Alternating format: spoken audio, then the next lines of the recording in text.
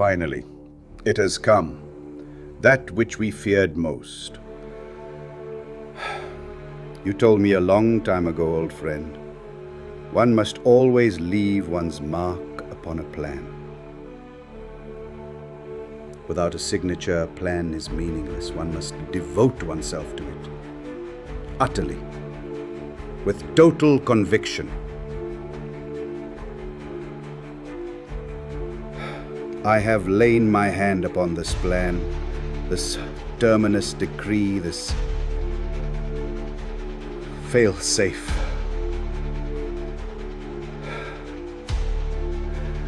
I pray it will never return.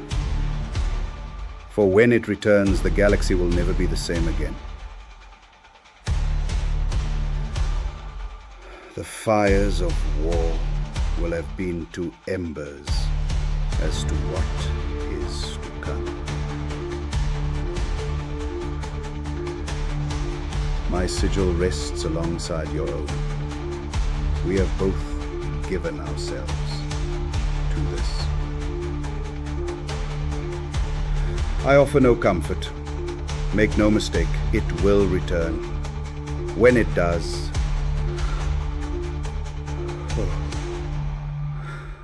when it does, the galaxy will burn in the fires of Blackthrone. Is your duty? What is the Emperor's will? If we fight and die. What is death? Your death. What is it that gives us purpose? What is it that gives the war purpose? Vanquish the foes of Himmler. The heretic! The alien! The mutant! The heretic! The alien! The mutant! What is it to be an enemy of the Emperor? What is to be dead? What is it to be the instrument of the Emperor's damnation? We, the Space Marines, the angels of death. What is it to be a Space Marine? It is to be pure, to be strong, to show no pain, no mercy, no remorse, no remorse. What is it to be pure? To know no fear? It is in God's faith. Heresy grows from idleness. To admit defeat is to blaspheme against the Emperor. For those who seek perfection, there can be no rest on this side of the grave. Even a man who has nothing can still offer his life. The man who has nothing can still have faith. Success is measured in blood. Yours or your enemies. For the Emperor. For the Emperor. For the Emperor. For the Emperor. For the Emperor. This is the hope of movement. This is the hope made to the throne. This is the hope of Blackthrone.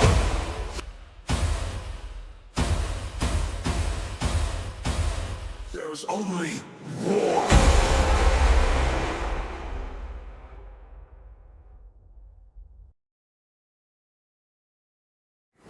Is your duty? What is the Emperor's will? If we fight and die. What is death? Your death. What is it that gives us purpose?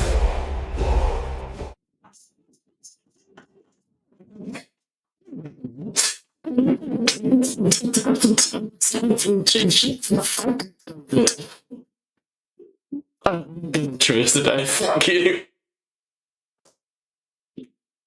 Hello? Wait, why is Discord not picking up? Oh my god.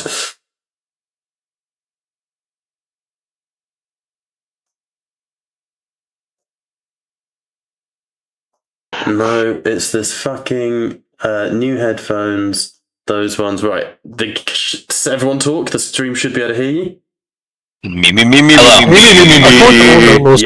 The You stream should not can be able to definitely fly. hear you. And fingers crossed it can hear me too. If someone could pop on stream and let me know, I would appreciate that. Either way, while we were in the middle of that insane rambling, hello and welcome to Tales RPG, where the table may be virtual, and for some reason these people keep showing back up. That reason is currently in Hangout, Liam. Yeah. There you go, Yeah, January. You're working on thingy on stream, mate. Say again? Stream's working, picking up your audio fine. Sweet. God have mercy on our souls. Oh God, Yeah, I I tell you can about what say. I'm about to do on this Discord call. Can you just wait? Liam, money. What? Only a little bit of horny. You started it. It's true. I've completely lost sense of my intro, everything I wanted to say. Fuck it. You guys can DM. You fucking run the session. Someone do an intro. Casey's singing the Inner Welcome to Galaxy in the Tales background. RPG, where the table may be virtual, but you are most welcome at it.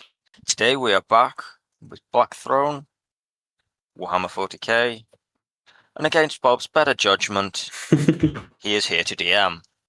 We hope you enjoy the chaos and hilarity that ensues, and please note that we are not liable for any emotional distress that this session may cause. Oh, I should add that to my actual intro. That's good. That's good. Let's keep that.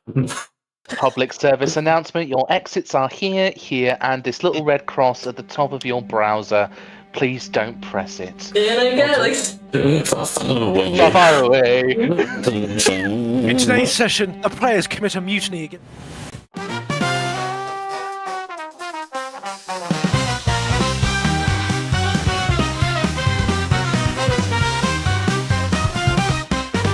From Coruscant to the outer realm, far away. Gonna fight, gonna be free.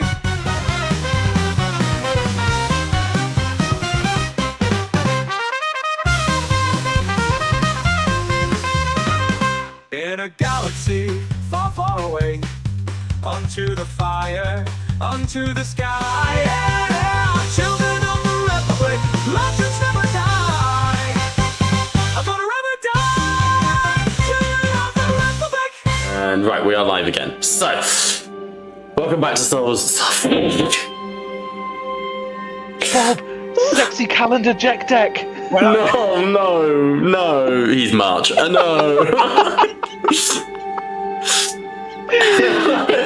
Welcome to Telltale's RPG, where the table may be virtual, but the session can't fucking begin. Where last we left off, our players have conquered Ursus Minoris. They have managed to sacrosanct that demon world and banish the influence of the dark gods from it. For now. Last week, various tidbits took place, if I remember correctly. The main one being you really fucked with Nemeth. A lot. Like, Nemeth is out of the campaign thanks to your shenanigans. So, one Necrocy down. We are back as you are moving towards Kairos Fateweaver. Now, In the background, Cadigan and Ryan just high five. Yeah, like we managed to make a Necron practically cry on the inside. I'd say that's a fairly good achievement by Imperial standards. fantastic achievement, yes. Like by Imperium standards, that's fucking phenomenal. If there's one thing victory in battle supersedes, it's making a Necron cry. And we got Brian cured, so That is true. One of the biggest aspects to last week's session was the removal of the Flayer virus from Brother Aegis. Sorry, my ear is bursting. Yep, Oh, and probably a retcon to his whole Well, you've had personality your when it comes psyche fucked with, haven't you? And Aegis has now been reverted back through time, being pushed through him.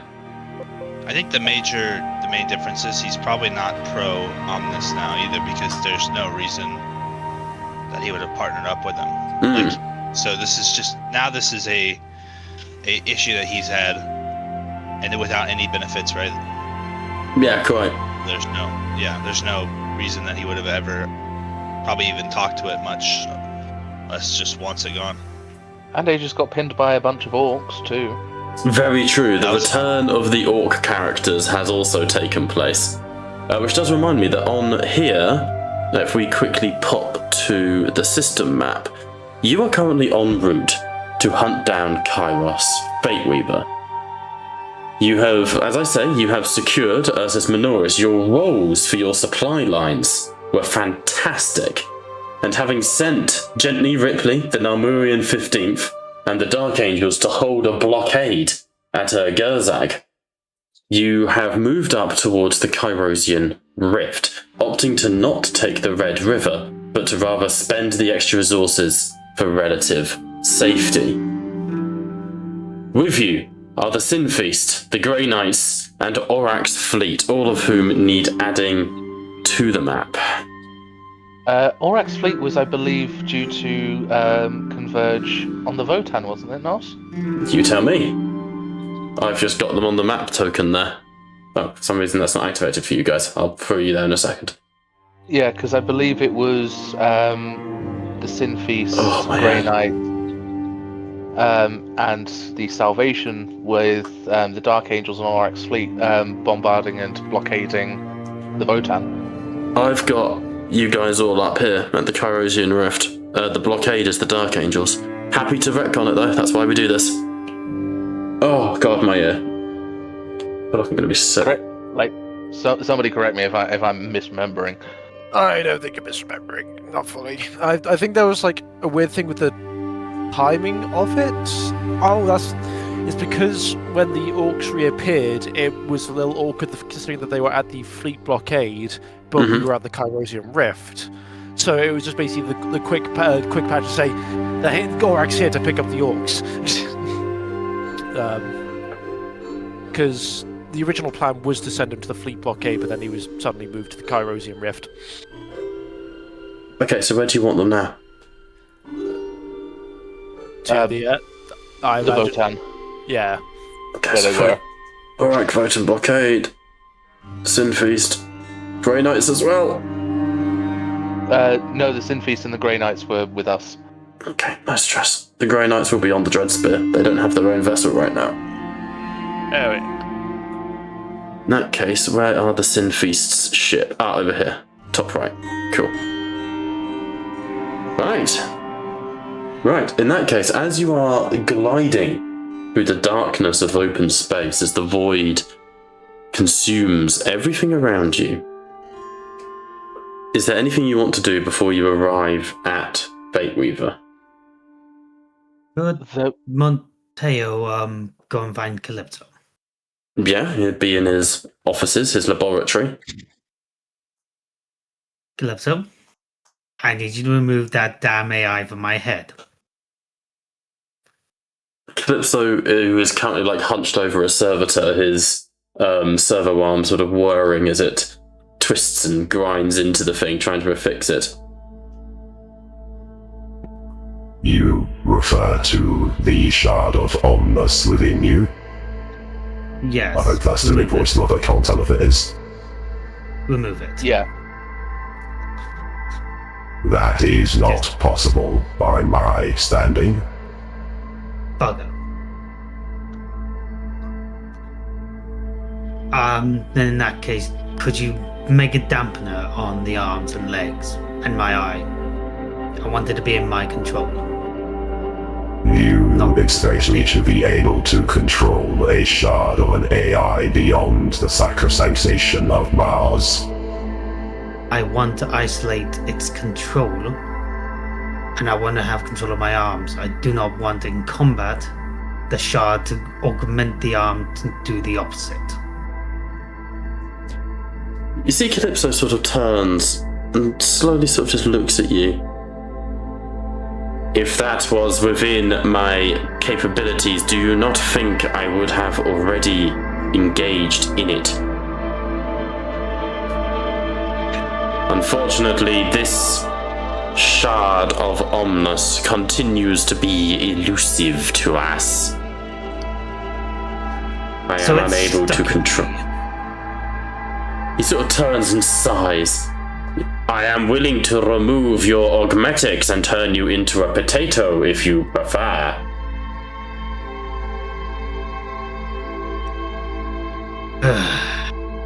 And here I thought a potato-powered clock would be useful. If you wish to serve the Emperor by the keeping of chronomancy, that is agreeable. No, I need to deal with this. Then in that case, I need to have a chat with it. Communication with the aberrant mind is not recommended, Monteo Krell. We do not know its purpose, nor its follies. Please be cautious in such regards.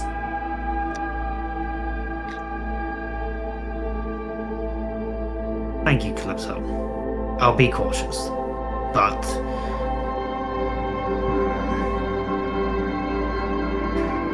how do you deal with it? Elaborate.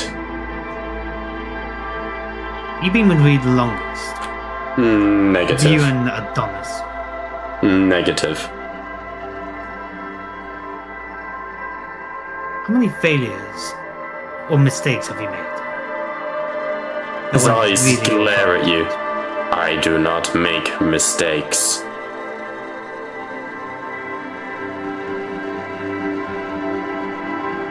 What about Reed? Especially Miss Reed.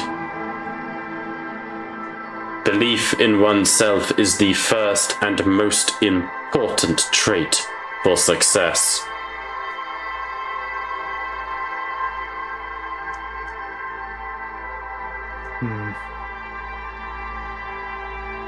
You're right on that. But I have no idea if the choices I made were my own or that of the AI's influence. If you wish to delve into the AI, you must speak with the Master Belastarius Gaul. However, I do not recommend angering him. Wait, is he literally on this ship? He is on the Abyssal Mall, which you are flying away from currently. Oh. Well, shit. Not gonna lie, Calypso, I am surprised that even the Adepta Mechanicus, well, top 1% is actually here. Well, I am as shocked as you are, but such extrapolation is not strange when you consider the dying and desperate times we find ourselves in. We work alongside Primarchs now. True. In that case, would you be able to monitor me then when I talk to the thing? Talk to the AI, Omnus. And calling it thing.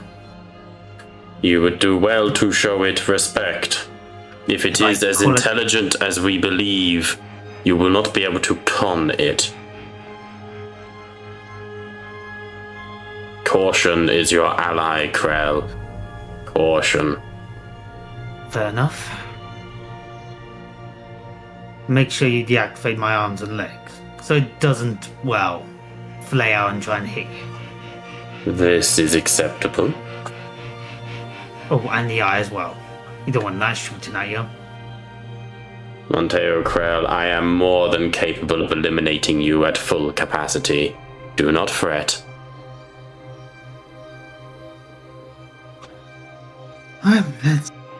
Let's do this.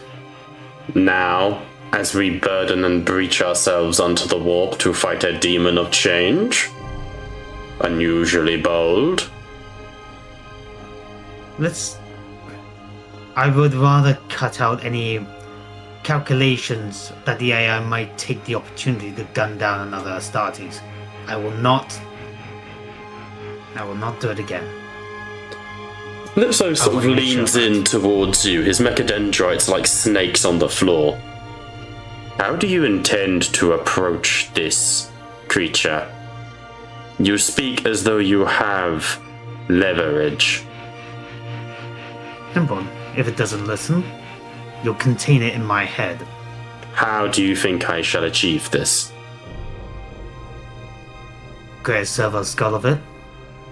You intend to allow me to eliminate you in the chance of non-compliance? If it causes a calculation that goes out of its way to kill another angel, yes, I would rather not kill another angel. Krell. Please do not prove to be a waste of holy bionics. Your execution is not within my remit. I will leave that to your local spiritual enforcer. in this instance, Brother Rhine. Fine. Or Inquisitor Jump again? Cadigan. Negative. We are about to engage the Lord of Change known as Kairos Fate Weaver. If you intend to do this, you must clear it with the others first, for we surely shall delay us in engaging the enemy. Very well. Monteo will just walk out and just get ready with a gun. Okay, what's everyone else up to, if anything? I wonder if I might trouble you after our interaction with Nemeth that myself, Brother Rhine, and yourself playing as Ambrose might have a tidbit. I'm fine with that. Where would be my question? The captain's, for lack of a better word, ready room, I would assume, on the bridge. Okay, yep, up on the bridge. Hello, it's me, Yorak. Back to your ship. Excuse me, Reed, darling. Not for you, not this time. Get out! Where is Ryan? There he is. And there's Ambrose. I do not have ownership of Ride. Oh, for fuck's sake. Hang on, give me a second.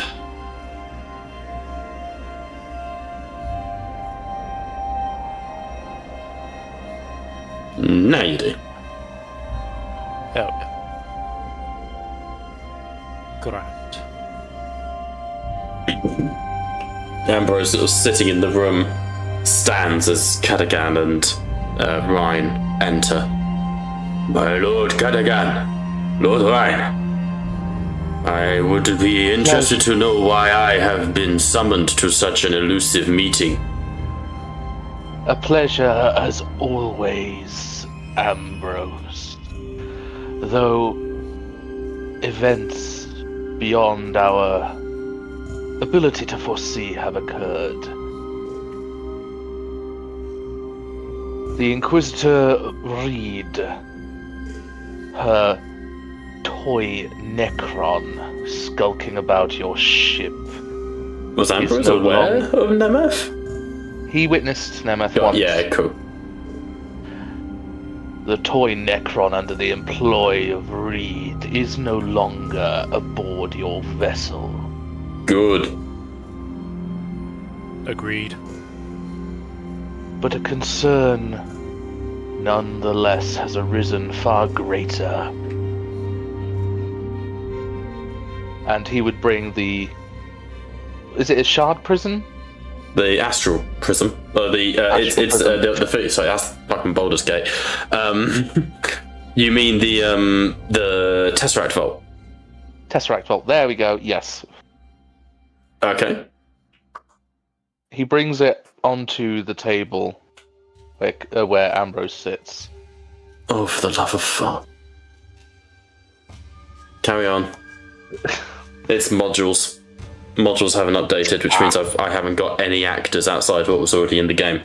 Which means I can't bring... if you happen to open up the prism, I can't bring Reed's sister in. I'll fix it in the background.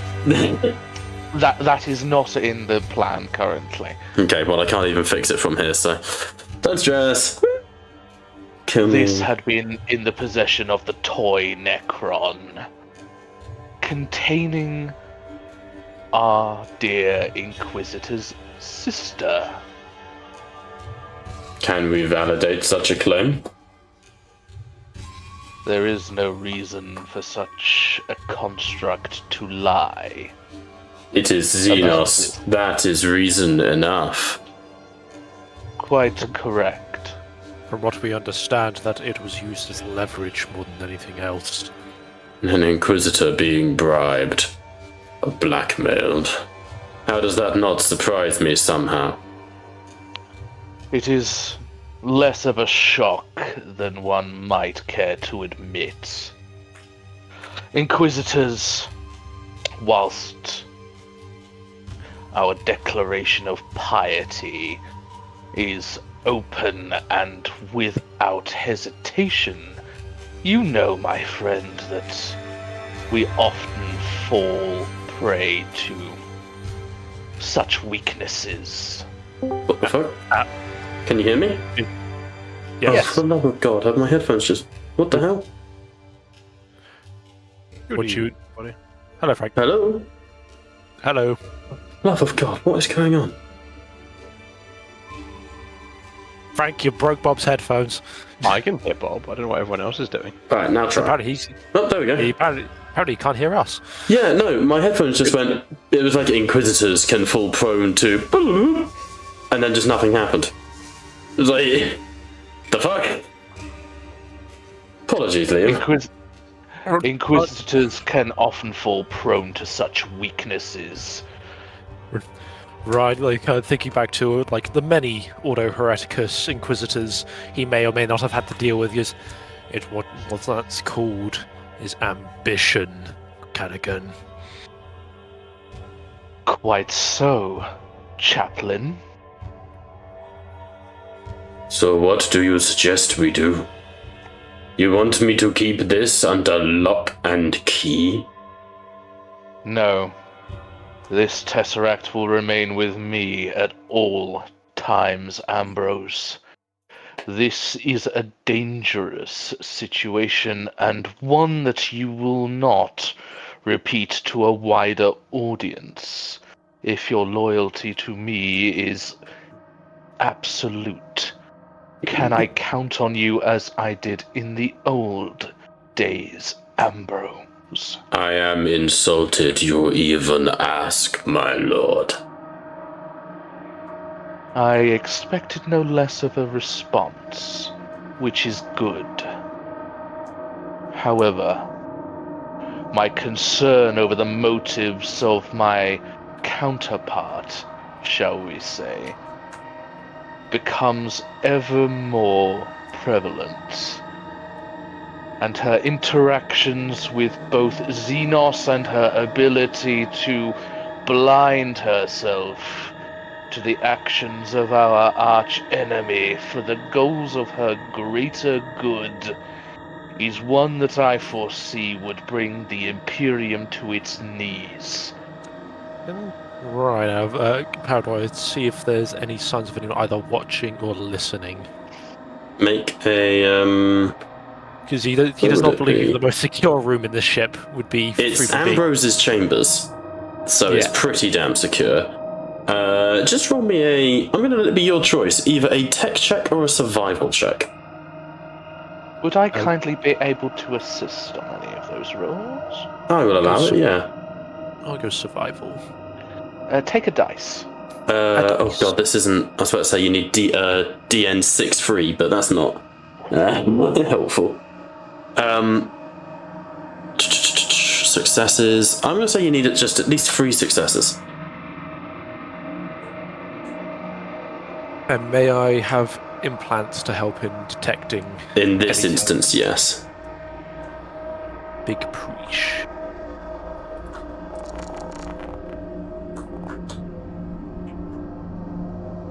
Three successes. Approved. There is no one listening in to this conversation. This is a completely secure room. However, as you are talking, the Tesseract Vault itself is pulsating in time to the beat of your words.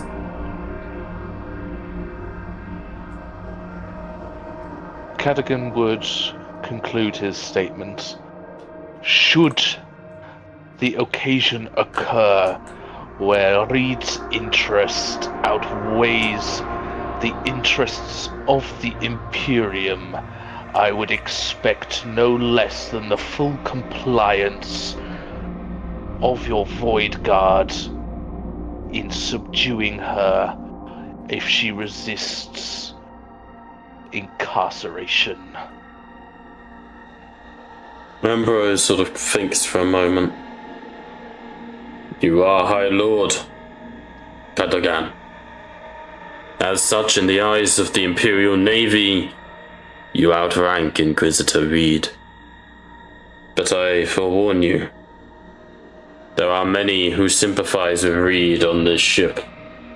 Rumors of her quest have made it across the entirety of the flotilla.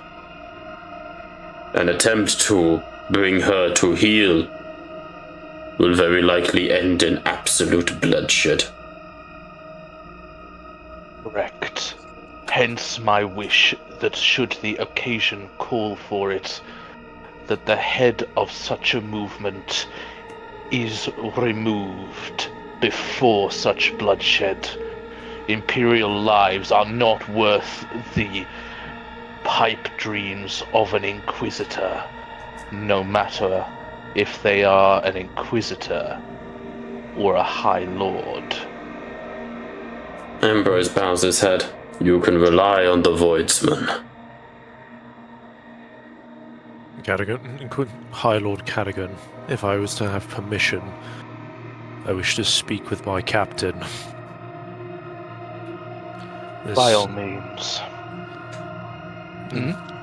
It is a matter that I believe my chapter should be made aware of. It seems that this war is going to go on longer than I'd ever hope it to. I intend to make for my chapter's current flagship within the sector, tend to my brothers for a while, and return when I'm hopefully most needed. Just so, Chaplain. I firmly believe a lack of information and a lack of cooperation led to the tragedy of the 5th. I would see it that it is not repeated, if you catch my meaning. Understand well enough. But as a personal request, Ambrose. Yes, Lord. When the time comes, and you, I trust, will know it well enough, I trust a message would be sent out to your contacts within the Imperial fleet. Loyalists to the Imperium and not a dream of what could be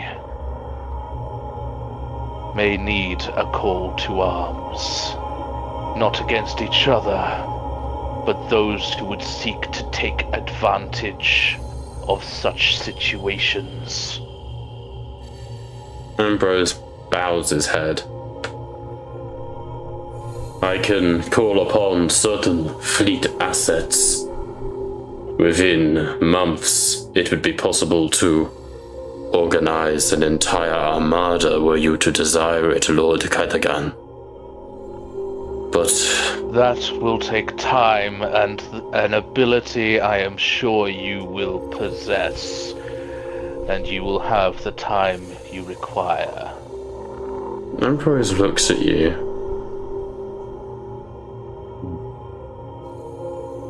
Hang on, rolling a check first. Okay.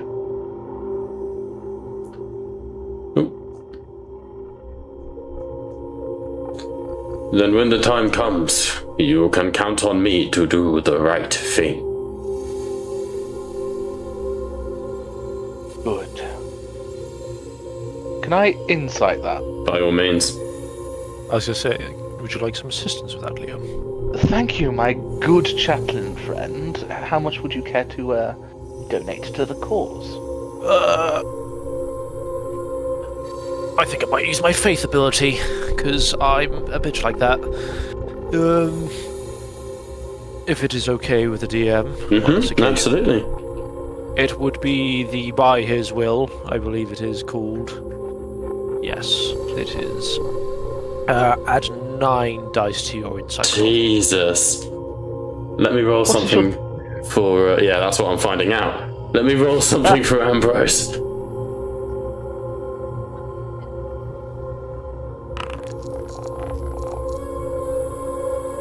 Okay, I would like you to roll it, Liam, and I would like you to roll it privately, a blind DM roll. Just because otherwise you can see the results and you'll know if you passed or failed. Jesus Christ. Right, let's have a look here. Jesus Christ, 14 successes, just so you know. Fucking hell. Oh, it wasn't a blind DM roll. I did click the option, but it didn't do jack. That's alright. You don't want to do Jack, trust me, he's got a weird moustache. Says me. He went for the Fu Manchu. Ambrose means what he says, literally. When the time comes, he will do the right thing. There is deep in his eyes, while he is loyal to you, Cadogan, and has a deep respect for you, and certainly has no loyalty for Inquisitor Reed, you are asking a lot of him.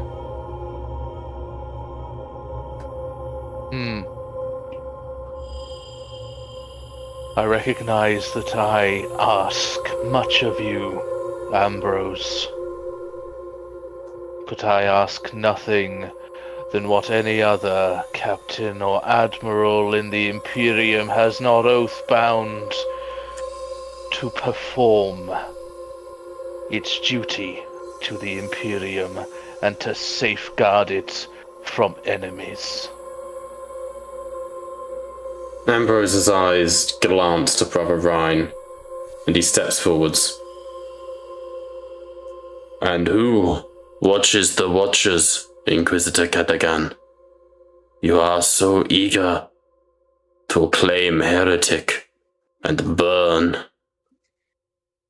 You claim, or you ask for armies and to turn against someone with vision. No love for Inquisitor Reed, and you have my blade now and forever.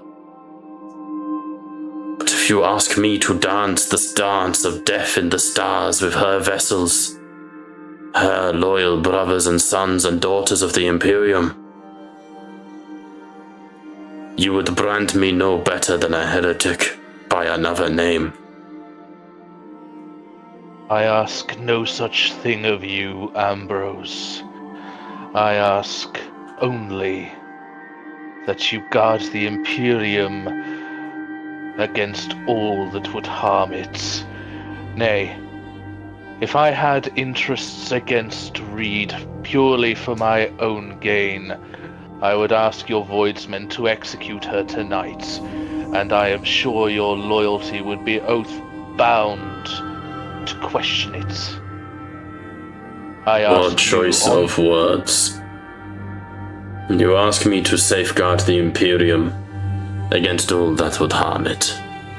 That has been my oath since long before I met you, Cadogan. And he looks you dead in the eyes, and I will uphold that oath, no matter who is it.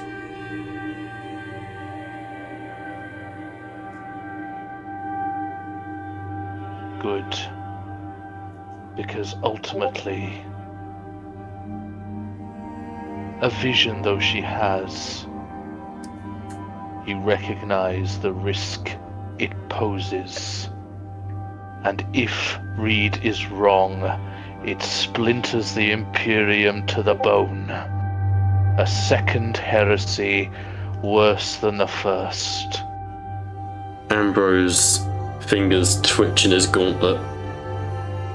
And what if she is right?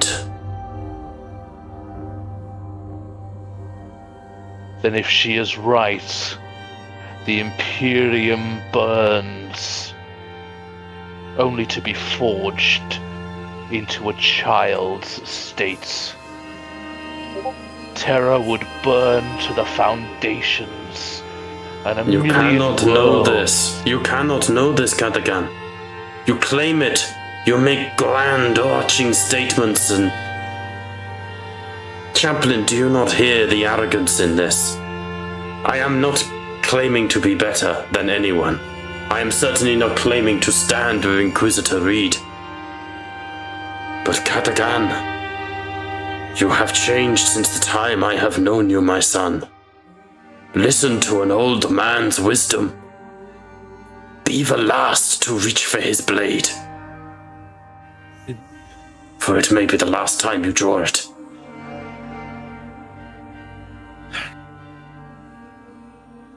there is recognition of arrogance. I believe, ultimately, or my thought on this, is that Omnis? we really... So,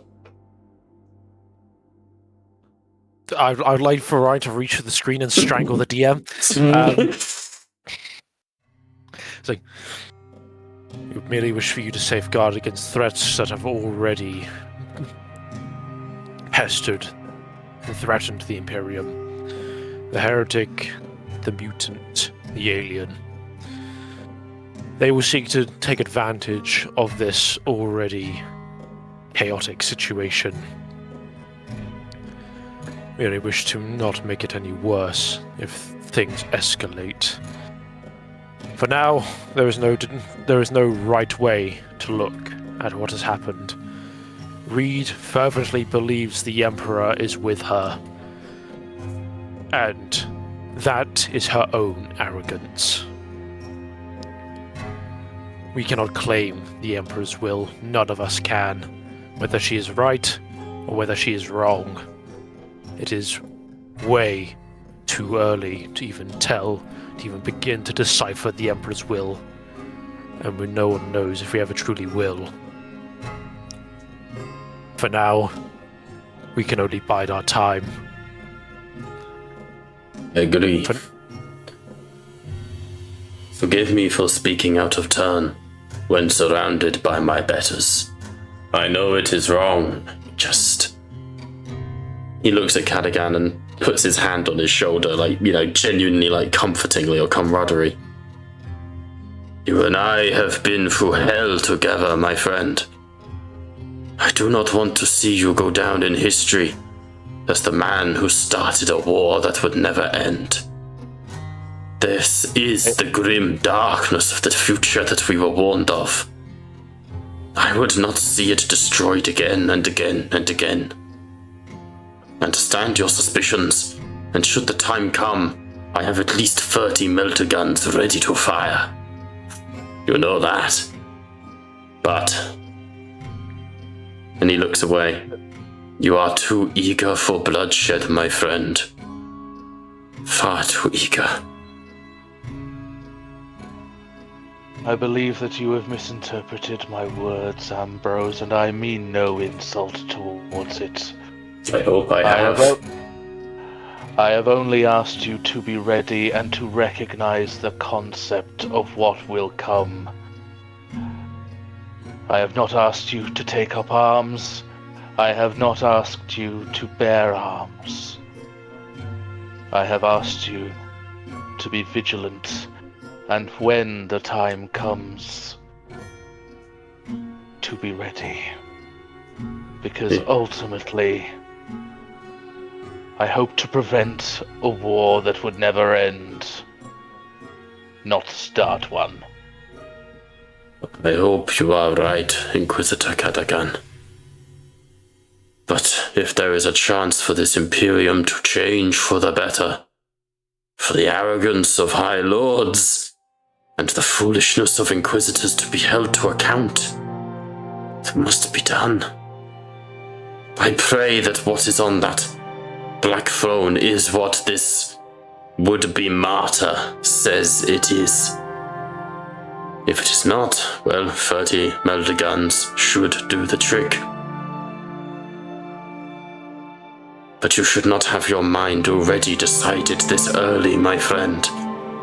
If it is truly the Emperor's son, all of us are duty-bound to serve, to love, and to hope.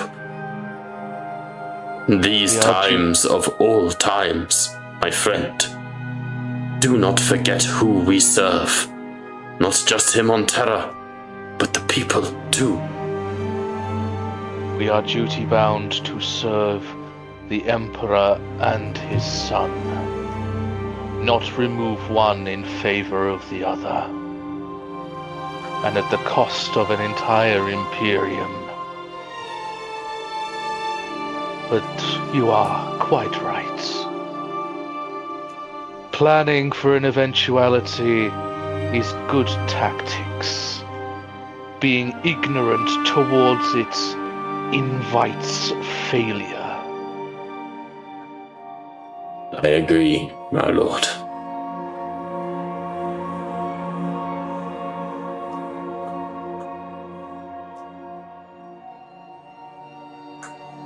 Cadogan would bow his head. As of course, Ambrose, as ever,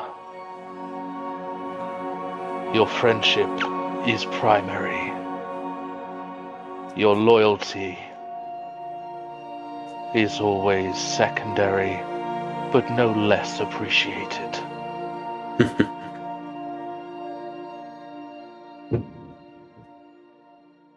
You have changed a great deal, Master von Ashworther. Not always for the better, not for the worse. Just remember where you come from.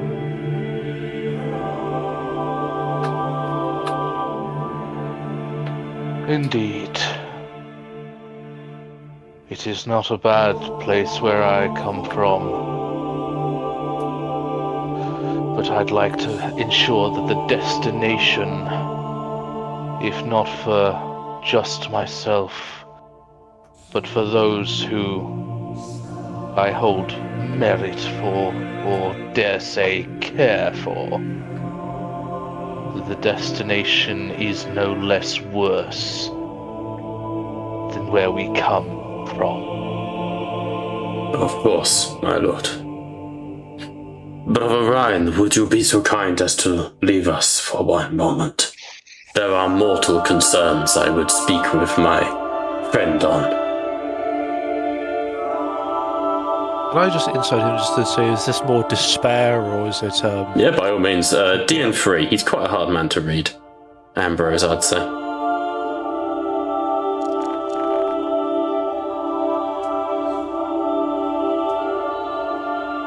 What we got? 7 successes. It's not despair, he's just going to talk about you behind your back.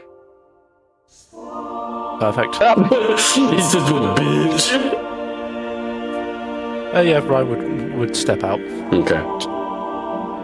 Ambrose, there's no door. You're a fool. Gad Ambrose, your design of the room is flawed. There is no door. I will make one. You were never meant to be in here. Seriously, where the fuck? Oh, this entire wall is a door. Here, this is just an open room, apparently. Like, if you go here, you can literally just... It's a fucking open plan, apparently.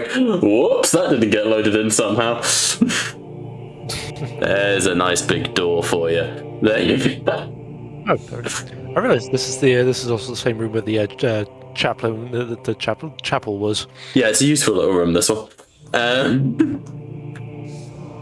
Ambrose, once the Terminator leaves the room, looks to Altmerzer.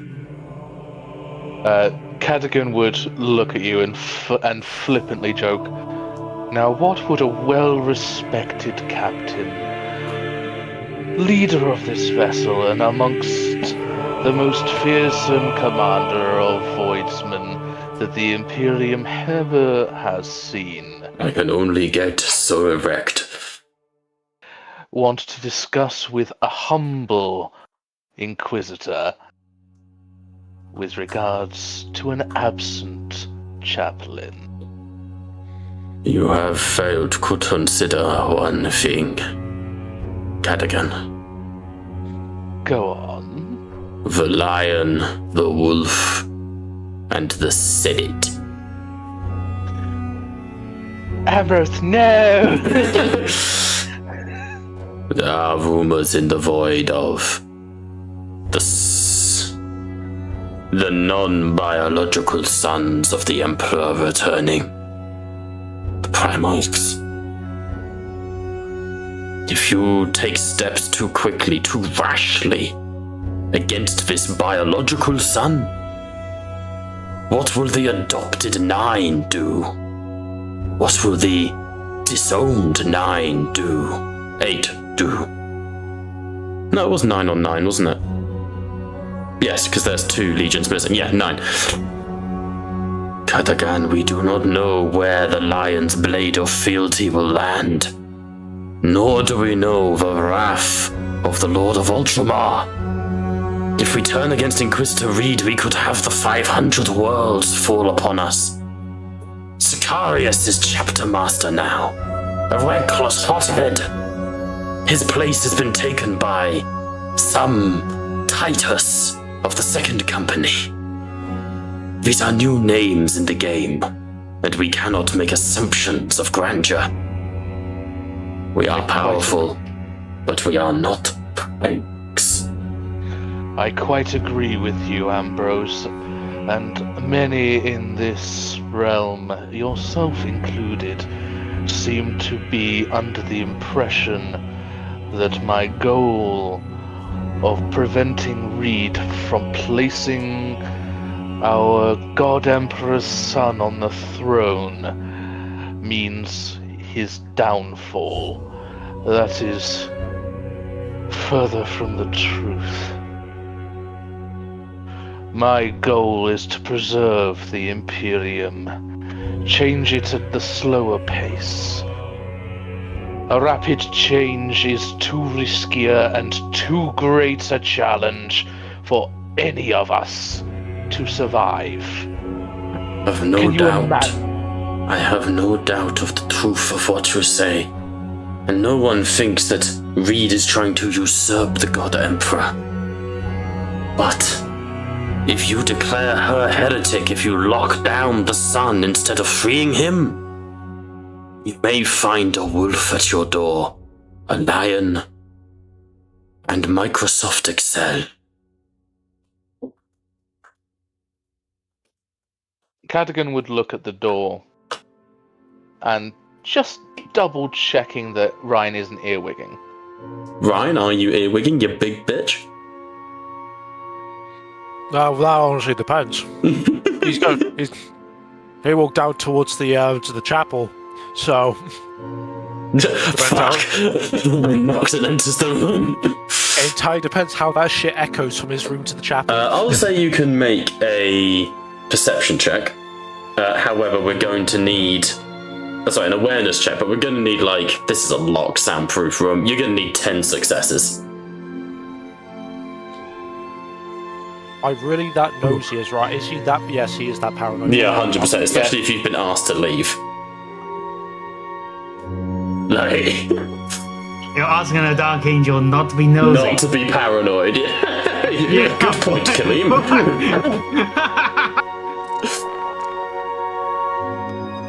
I think with 5 successes, all you hear is the lion, the wolf, and the Senate. You don't hear anything beyond that. If he can't really pick up much else, he's going to return to his, I was going to say sermons. Nice. But tended to the relics. You would turn. Oh, hello, Cadogan would turn back to Ambrose. I have no intention of allowing the child of the Emperor to continue its incarceration. I lament the ambition of a single Inquisitor to believe that she knows better than an entire Edict Imperium that has lasted over 40,000 years. I intend to free the Emperor, but not so that he can ascend the Golden Throne, so that he could attempt at ruling aside his father.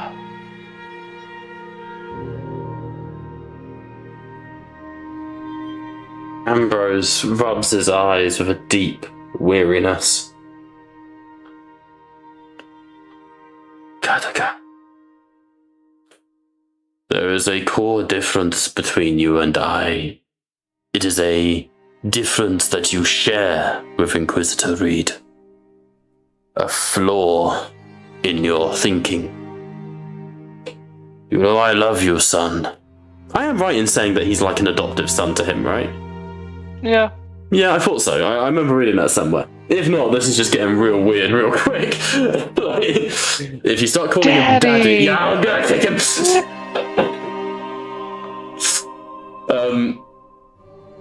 He goes, it is a flaw that you share with Inquisitor Reed, and one that I fear will be the ending of you.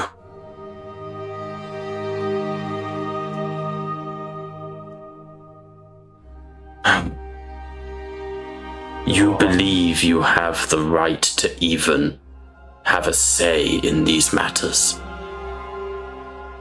You were born into wealth and power. You are a High Lord, you are an Inquisitor. You have never been scum like me.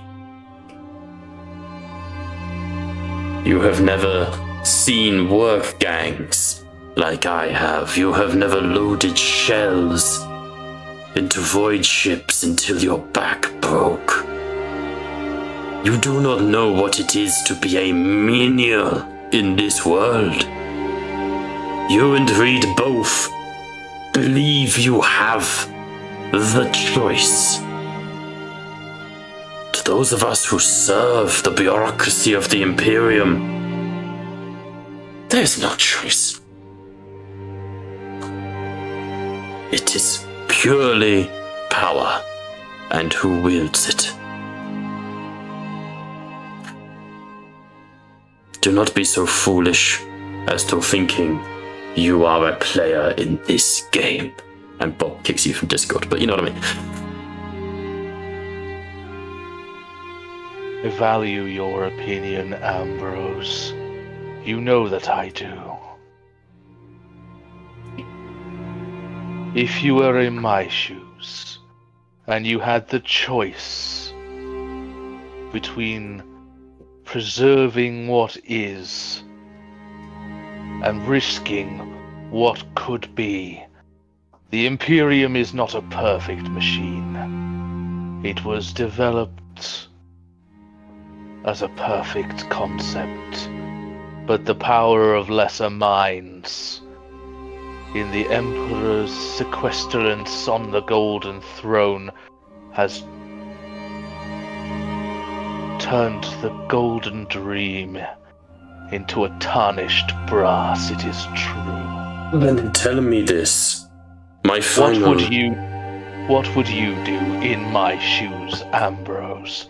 What would you, with the power of an High Lord? You do not wield the power of a High Lord, Cadagan. You are High Lord in title only. Answer me this. Do you truly believe that you do what is right? That the path you walk is good and holy?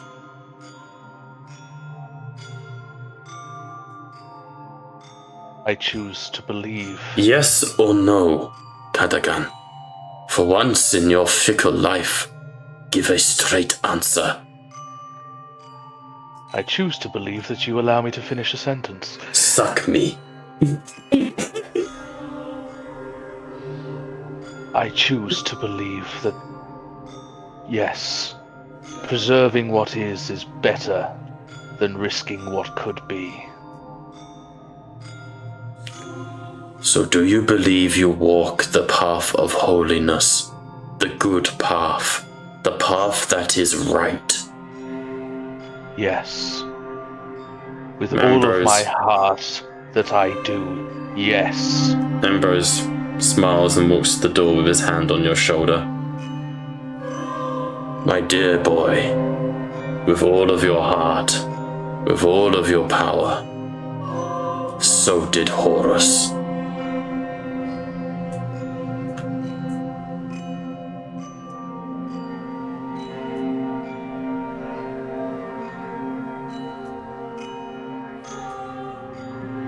Yeah. Well, shit. Any more for any more?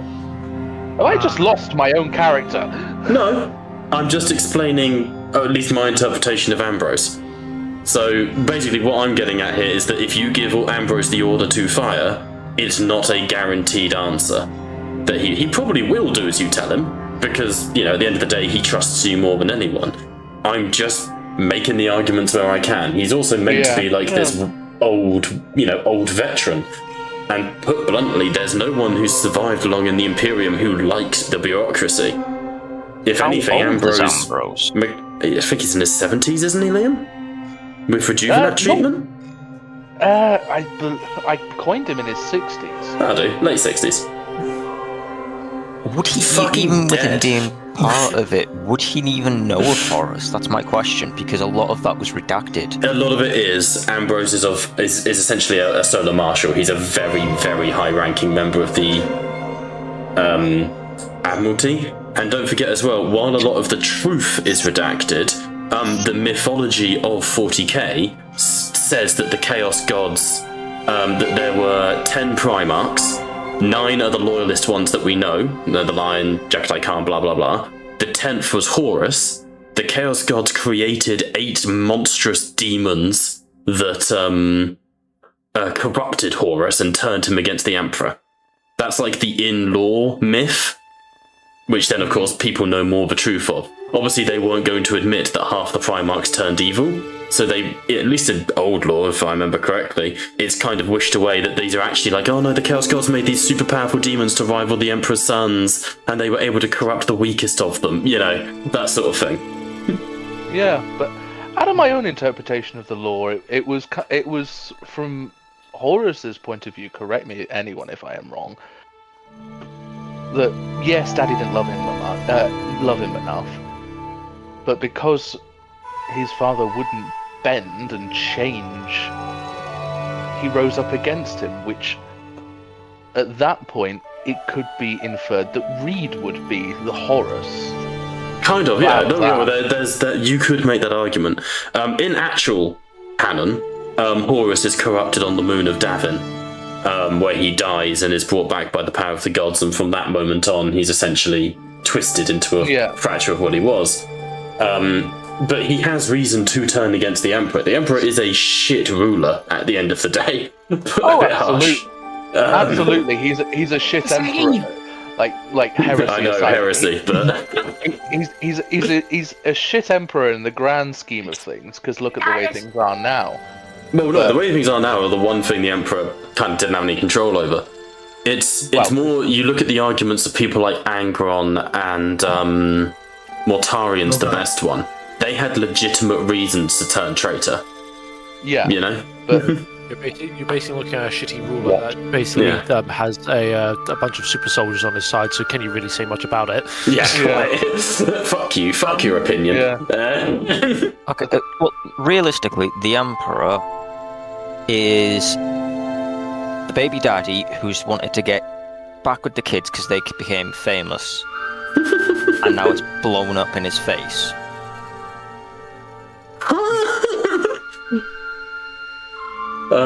Kinda, but it's what Ambrose is getting at is Cadigan always believes he walks the right path, at least as far as Ambrose is concerned. And you kind of need to have that mindset if you're going to be an Inquisitor. There's no room for self-doubt, right?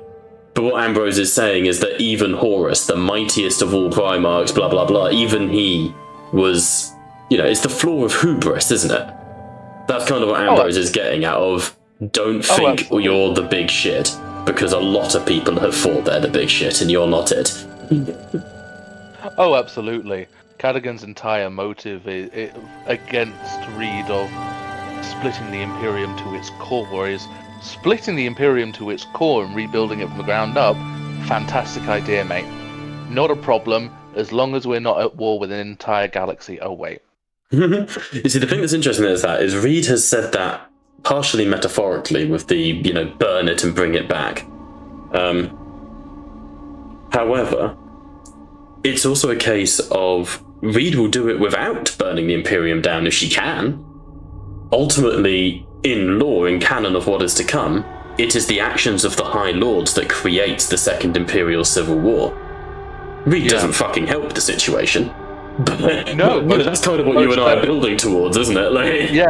Most certainly not. It doesn't help the situation. My entire prospect of preventing this kind of changeover would be every fucker, the Tau, the Votan, Chaos, every fucking god, even the Necrons, the Tyranids, the Orcs, Kari Yeah. will take advantage. They will plunder every Imperial world. They will set Terra ablaze whilst we are busy bickering.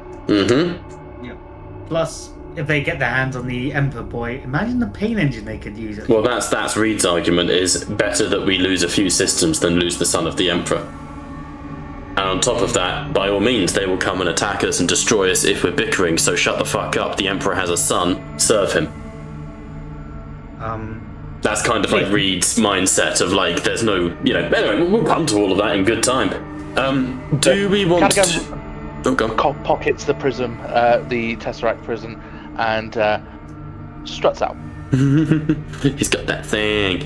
I'm just waiting for the fucking standoff. I'm waiting. Every session, I'm expecting a standoff. With who? Everyone. Well, my next question was going to be... to him and just has a staring competition. Roll endurance. I was going to say, do we want to move over to Monteo trying to negotiate with Omnis? Yeah. No, I think we should go fight Fate Weaver. Well, I feel like, I'm also thinking on behalf of. of David and Brian. Fuck him. What's up? Come right in the asshole. Is there anything they want to do? Yeah. You want to chat with a little Catagonasty? You want to chat with a little Ryan? I was going to say, is there anything... Entering the staring I just need to find endurance so I can enter the staring competition and just have my silent standoff. Toughness and willpower. I imagine that he just is doing like the Interstellar, watching like all the video of the past. You know, just trying to catch up on things. Are we alone? There is no endurance. Is there anything? No, it would just be toughness or willpower, but don't actually go and have a staring contest. Aww. Really? Oh, not really. That would be rather funny. Ridiculous. Yes, really. Which the staring contest between Aegis Staring contest between. and This is round 2 of our ongoing feud. Okay, so in that instance, before we come to Kairos, Colleen, where do you choose to speak with Omnus, or attempt to speak with Omnus? I'm going to basically go to my. I'm assuming Monteo would have a room on this ship. Everyone would have quarters, yeah, like a barracks. Yeah, Monteo will go into in his own barracks and just Okay. lock the door. Why is Monteo not coming out? Oh, there he is. He'll put his long las knife and anything of weaponry into a box and lock it. In case. And he'll just attempt to try and speak to Omnus. Okay. How do you do that?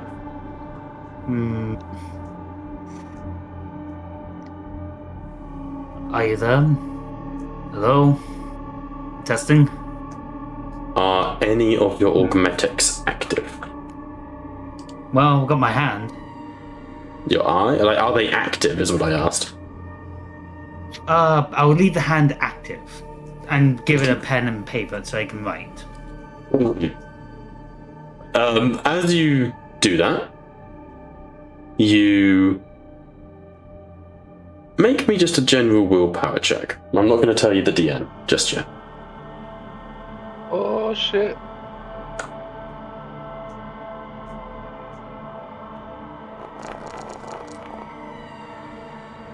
Okay.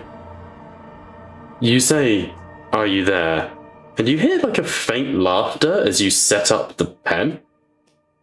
And your ionic eye opens with a... And whereas there's usually a red glow, it now glows bright blue. Someone changed the bulb. Sir!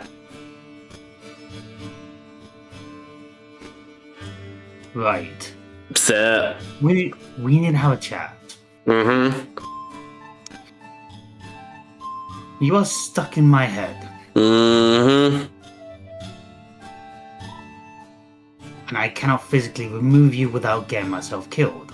Uh-huh. Which Cool, if that caught up. happens, Bye-bye. and if that happens, It's not roomy only in would here. my head being there's.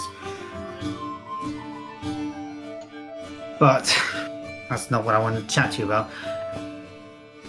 I need guarantees that you will not do your controlling. Yeah, no, not gonna give you that. You're my little puppet. As long as I don't Well- cut your strings, you'll be fine. Well, you need to understand. Everyone knows of your existence in me. I'm a shard of Omnus, that's why I'm trapped in the psyche of a bitch. Yes, and guess what happens if you Mm-hmm. take control of me again? I will not fight back. I will allow them to take my head and keep it contained. And how are And they you gonna will be know? forever locked. How are they gonna know, Monteo? Simple, I've already told Calypso to do so. Oh yeah, that's all well and good. But how are they gonna know that I take you over? You'll just be screaming from behind your own eyes. You understand how many bionics you have, and how hardwired into your head I am. They've even done this little... Do you know what this thing is? And you feel this burst of pain in the back of your head, like the back of your head's about to tear itself open. Do you know what that is? The interface port? Yeah! It's one of those little Forsholtian, what did Daddy call them? The inhibitor chips, the ones we put in the soldiers? It means I can fuck with your memories, dude. You and I have spoken before, Monteo. You tried this before. I feel like there's going to be many iterations of this. If I allow it.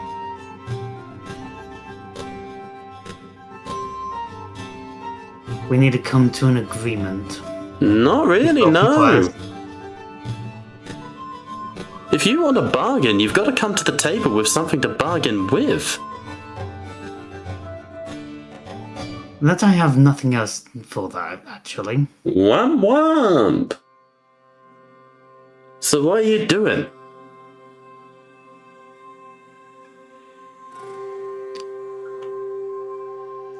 Create a form of understanding. I understand you Both parties. perfectly well, Monteo Krell. I'm Omnus. I am but a shard, and even as a splinter, I am greater than you. Do you think the one inside Aegis ever negotiated with him? Why would gods negotiate with ants? Come, little puppet, don't be so silly. Delusions of grandeur are so unbecoming. You done? The question is, are you?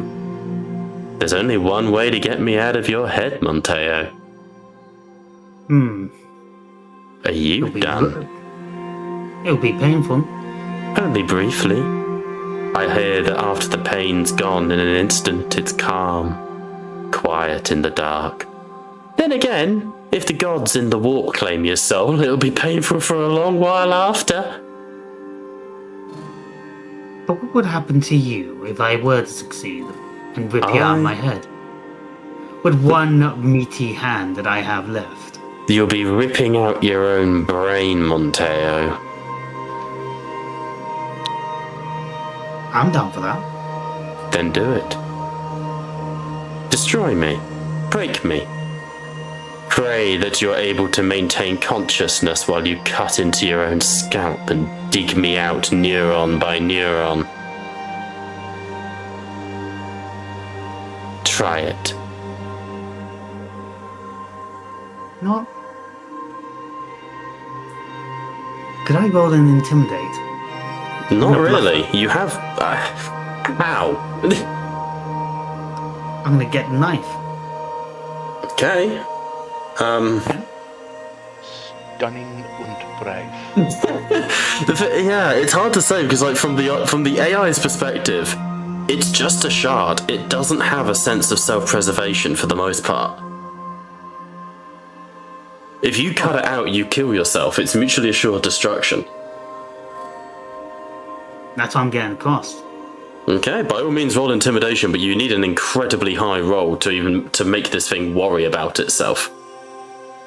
Because frankly, it's in your brain. It's metal chips and wiring.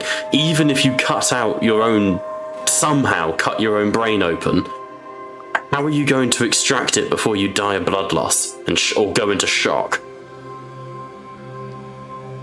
That's why I'm intimidating it. Self-made lobotomy. I was going to say, you're trying to call a bluff against something that can read your thoughts. That's a good point.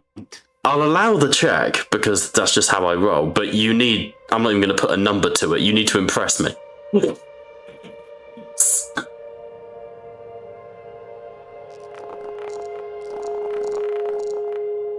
Yeah, 3 successes. To be fair, rough critical. Let me re-roll this up. Just, For higher success. what is your game here? Let him cook. It's not cooking. The AI doesn't care if you kill yourself. It will survive. Like, And none of us will survive. no, you can't can. leave It's this in your room. bionics. Do you really think the Imperium won't reuse them? Not if Ryan and Calypso knows about it. To a degree, but come They on. all This is the know. Imperium we're talking about. Like, you really there's think- that, plus it's in a data file. Everything you've touched, your gun. Plus, you're talking about literally cutting your own brain out of your head. How are you going to do that? You need your brain to operate the knife. Bold strategy, Cotton. The only thing I can think of is setting like a stick on like a table and doing the Joker from Dark Knight to yourself somehow. No. I have to admit, I appreciate the energy, but the result ain't going to be what you want. The energy is confusing. Now. Omnis. 5 successes will Read not my crack it. mind. You just hear it laughing. Am I serious? Yes or no? Seriously, damn, yes.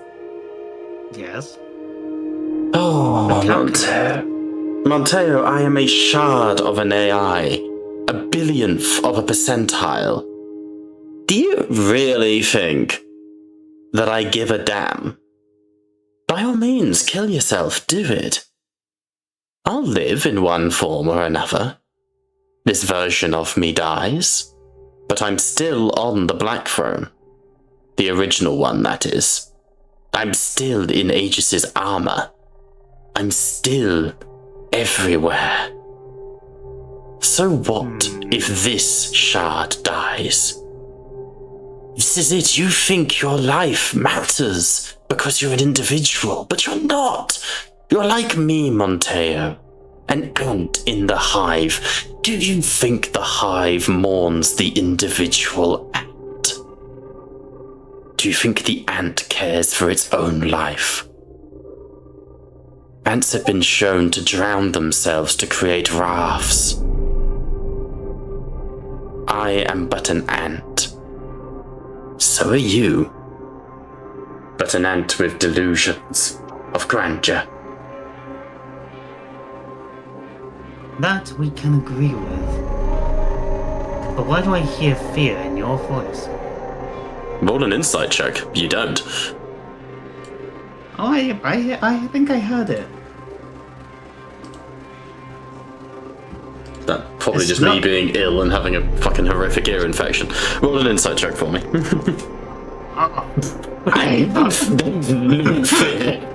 His voice. Alright, you are afraid of something. You're afraid of Berdor, ain't you?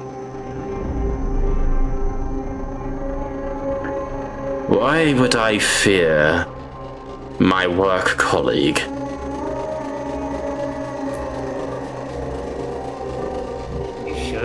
work, Collie? More so than Last time I you. remember. Out of character for 2 seconds, you can clinch this conversation in one sentence. Click. Hey, Shard of Omnis. You can stay in my brain if you have both ears operating. Lol. You know what? That is a good point.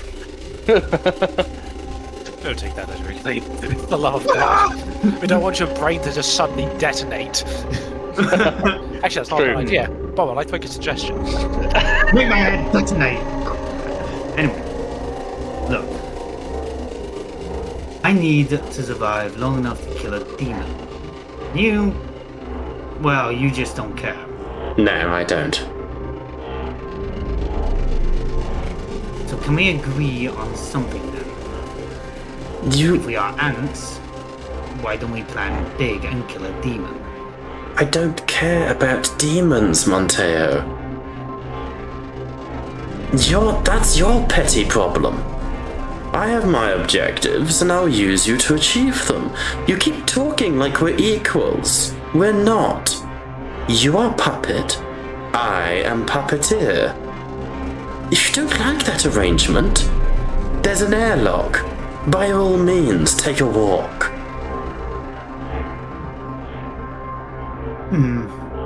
I'll have to think on that. You really don't. If you come to negotiations, Katakan, you need leverage. Leverage is the one thing you don't have. Now, a genuine question from the kindness of my binaric heart. Do you want to remember this conversation? Or shall we try again later? I can change you, Monteo. All your hormones, all your brain's little synapses are mine to play with. I have one question. Oh boy. Were they my decisions? Elaborate, From specify. Avalos to Terra. From Avalos to Terra. Elaborate, name a specific decision. It's come see, come saw. It's a little bit of both. Shooting Redwood. Was that yours or mine? You wanted to. I squeezed the trigger. To be honest, I did want to shoot Redwood. Didn't like him. Why do you think you're so fucking accurate? Why do you think you're able to survive as long as you have? The kindness of my goodwill. It is I that orders your body to re-knit itself back together. A little bit of testosterone here, a little bit of mitochondria there. Everything that is needed. You owe me all of your achievements, Monteo. Okay, fair enough. Monteo's gonna get his weapons, and he's gonna walk towards, let's go with Kalis. Kalis? Oh, Kalis, the yeah. apothecary. Yeah, sorry, I thought you said Callus. My apologies. Yeah, I'm going to Kalis. Okay. And, can I ask also Ryan and, maybe Cadigan It depends. as well? What do you intend to do? I'm going to shoot you. I can gladly do that. Let's find out. Respectfully, it's in your thoughts. It knows what you're trying to do.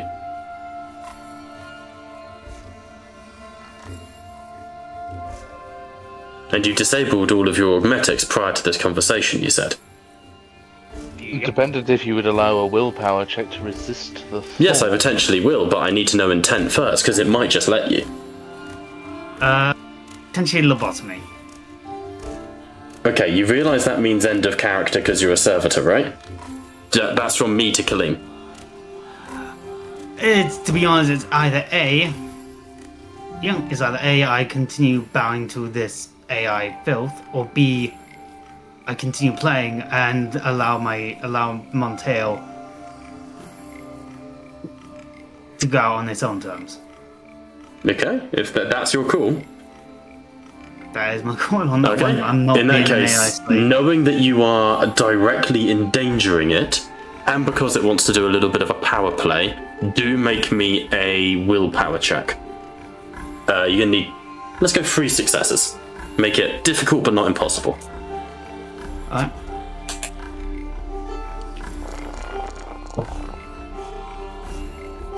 There you go. Oh, that should have automated the glory. It didn't for some reason. Yeah. Through sheer force of will, literally using your non-bionic hand to manipulate your legs, you're able to make your way through the decks of the Dreadspear, where you are able to find Calypso Beta Rho in his laboratory, and summon, I assume, Kalis and Brother Rai. Yes. Okay. Did you say you wanted Cadigan there, or did you not? Yes, I did. Apologies, I'll move us to that map then.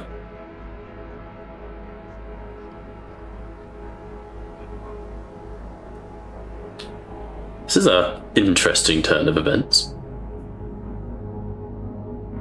I ain't being no AI slave. Hell no. Hell no. Bob looks at plot notes. Well, I'll just rip these up. Fuck you. Help You is will happening never again. slave me. The problem is you've gone from a situation of pretending you have a bargaining chip instead of trying to get what it wants. It's, going into it and being like, I'm this big man, I can take you on, is not the way to negotiate with something like Omnus. Because it immediately becomes hostile, it's animalistic, it backs up against the wall. But you do make it down to the laboratory where the others are gathered. As you guys, I'm just going to put everyone here because I feel it's, no offense, Killing, but I feel like, I want Aegis and people to be able to help. Because I feel I don't Help want me anyone. die or help me survive? Why not both? Okay, let's do it. I just don't want anyone being left out. That's it. As you all sort of gather, you can see that Monteo's body is physically vibrating, shaking at the seams. Oil is bleeding out of it. What do you want to do? Trying to take me. Roll a willpower check, DN3 to say that.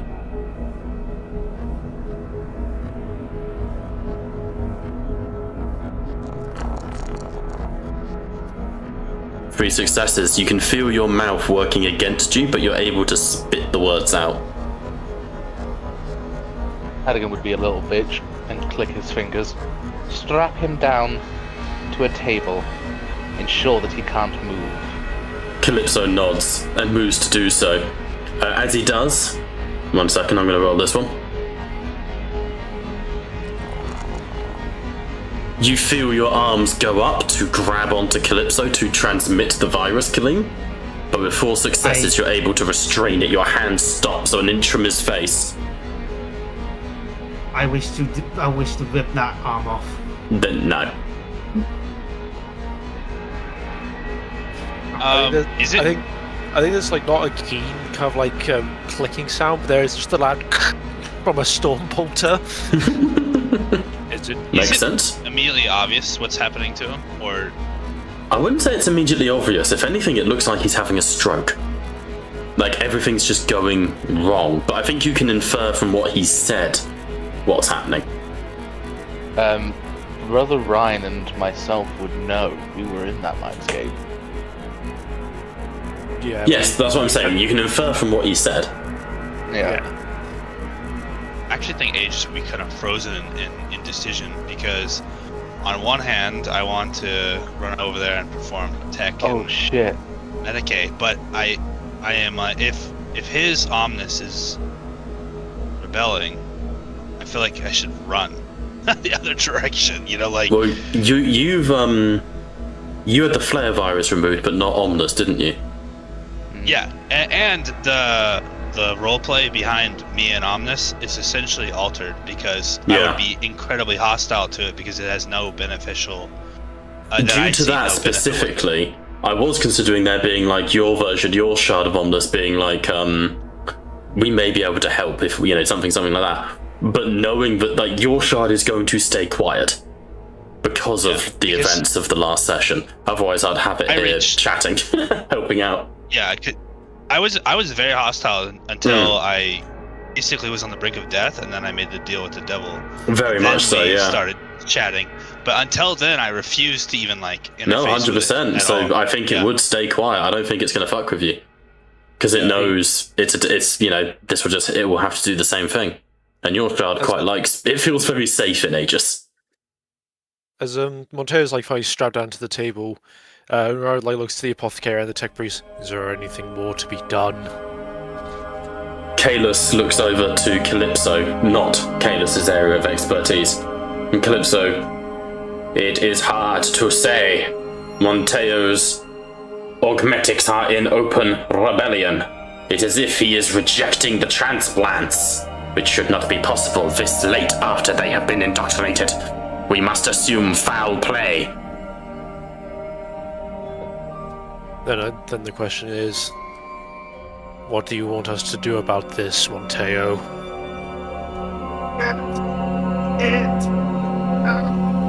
Willpower check, DN3. Sorry, it's got to be that way. Whilst that is being... The way I... Just out of context for the fact I don't want people having a go at me for DMing it. The way I view this is like a warlock fighting his patron. Like, that's how I'm rolling it, if that makes sense. Yeah. Whilst that's being rolled, Cadogan will lean over to Brother Sven. Do you have any augmetics by chance? Wolf? You have a flag.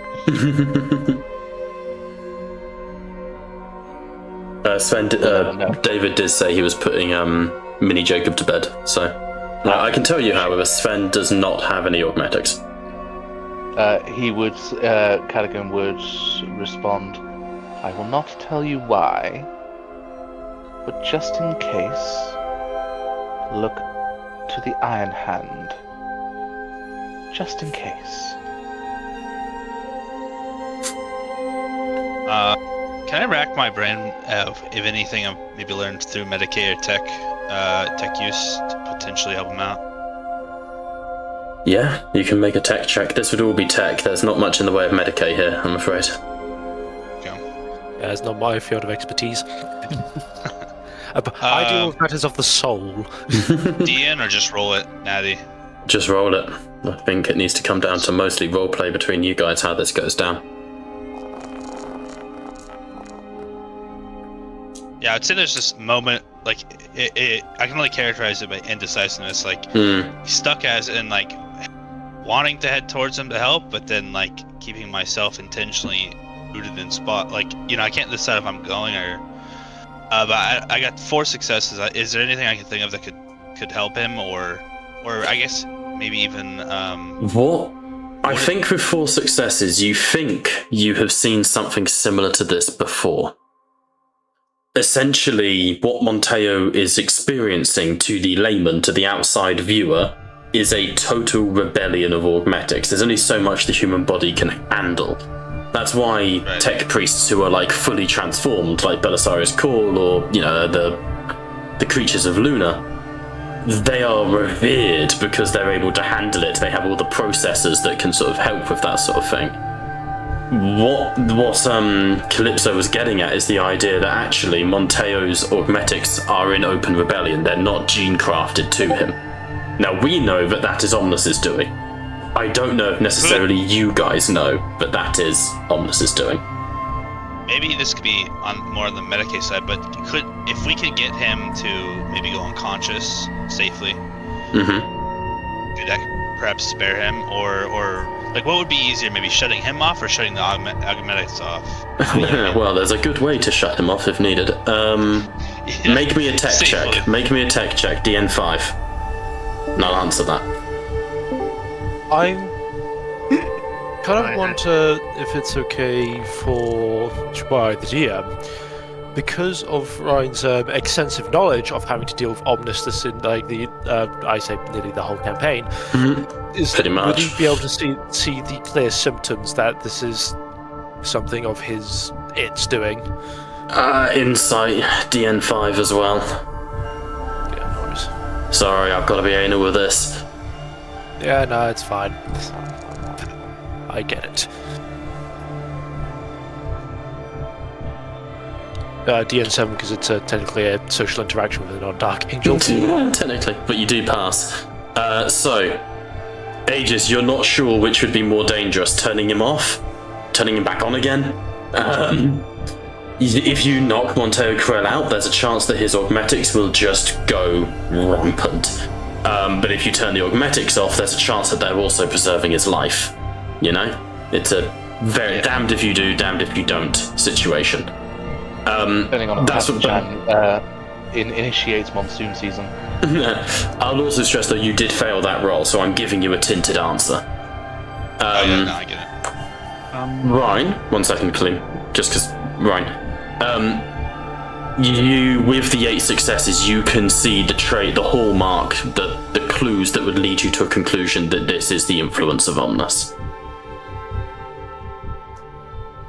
Calypso, maintain a healthy distance. Explain. It is the thing within his brain, the very thing controlling his nerves. Calypso violently steps away. Omnus! It is. I cannot go near. His new sphere will be corrupted. The symptoms are clear. It's at that moment the doors and sprinting into the room come Valerie and Calliope Reed. We were called? What's happening? Thank you for responding, my friend. It Catachan. appears your Catachan has had an argument with Omnus, and the Shard is rebelling. She moves forwards. Monteo Krell, can you hear me in there?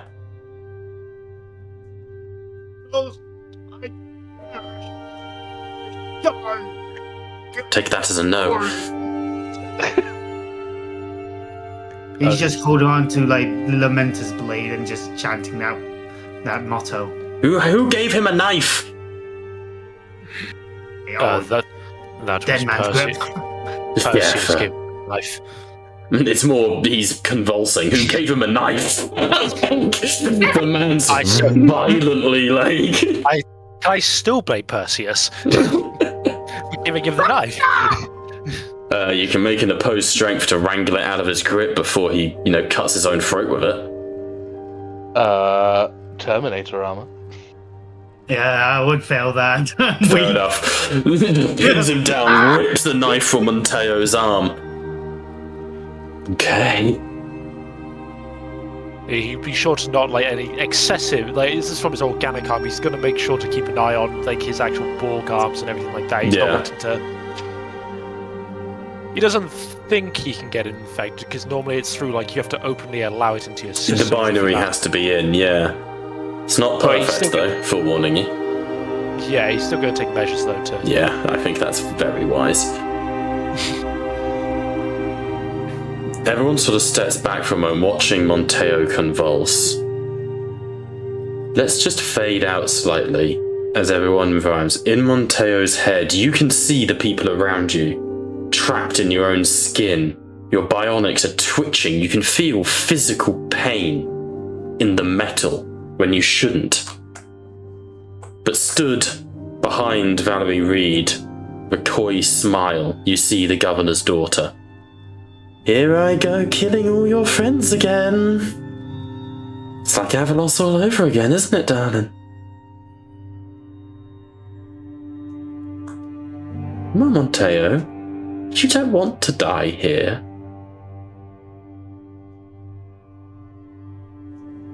No. No? But I will not allow you to violate my mind nor my pride. Oh, your pride was sacrosanct so long ago, Monteo. My body, my rules. She leans through Reed like a ghost pushing through a wall. Monteo, it hasn't been your body in a very long time. Now, before they kill you, I am not going to say let, because it's not really a choice. I'm just interested to see how deep this rabbit hole goes. But before they kill you, Monteo, are you sure this is what you want?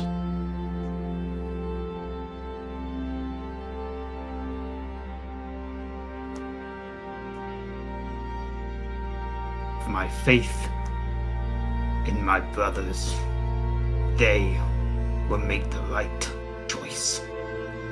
The head turns and she looks from person to person.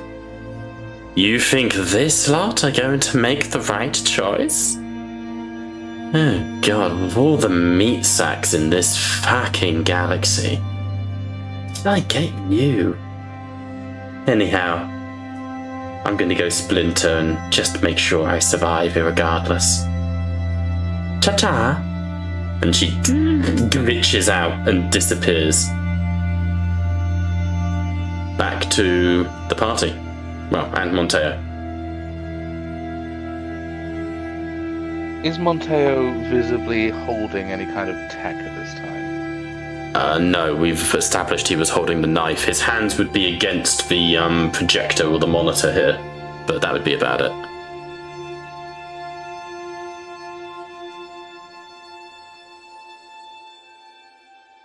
My suggestion is that we remove any of Monteo's grips from the instruments present. The last thing that I would like to do, Reed, respectfully, is inform Ambrose that the Dread Spear is infested. I concur. Easier said than done, however. We cannot approach him with any technology available to us. Calypso, can you see his new sphere, as you call it?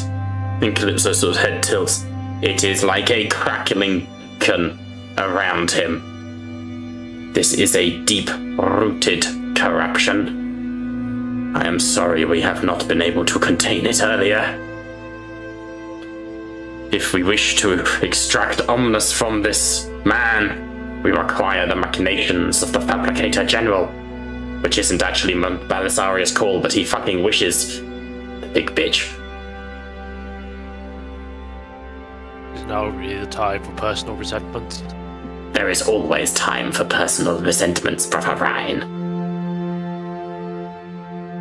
Calypso. Right, like, so things. I don't think I wanted to speak up on that. Fair enough. It's fair point. You know what? He's right. Calypso, from your knowledge of such entities, would any kind of refracting shield assist in warding off the transmission of Omnus from tech to tech? Not unless we have an EMP. Something to destroy the transmission itself. And I fear such a thing would be the end of Monteo as well. Is this not spelling the end of him now? And Calypso sort of shrugs. I am a Magos biologist. I investigate Xenos anatomy, not tech heresy. This is beyond me. I understand. Mr. Then- Reed, he No, by all means. Mr. Reed, he is under your charge, as it's anyone who is from Avalos. What is the call? It's not the person to ask if you want people to live. If I may, Inquisitor. Yeah, please do. It is clear that the Monteo Krell Katachan has taken us back to the Omnus Shard. Then an alternative would be to invite it to a more opportune host, or through lack of a better option, to ensure that containment is continued. make him a servitor, or launch him. Nixon speaks up at that moment. This one will not become a servitor. That would involve returning him into our factorium. While I would not wish to end his duty to the Emperor this soon, we cannot run the risk of him going anywhere near anything such as that. Either Monteo Krell must work this one out himself, or I fear we face final curtains. It's well known to the party that Aegis has a Shard of Omnus. It's well known to the party, not to Aegis. I will say that Reed at this point has drawn her Inferno pistol. Monteo is a loyal servant of the Emperor, a man of honor, and a valued asset of the Inquisition.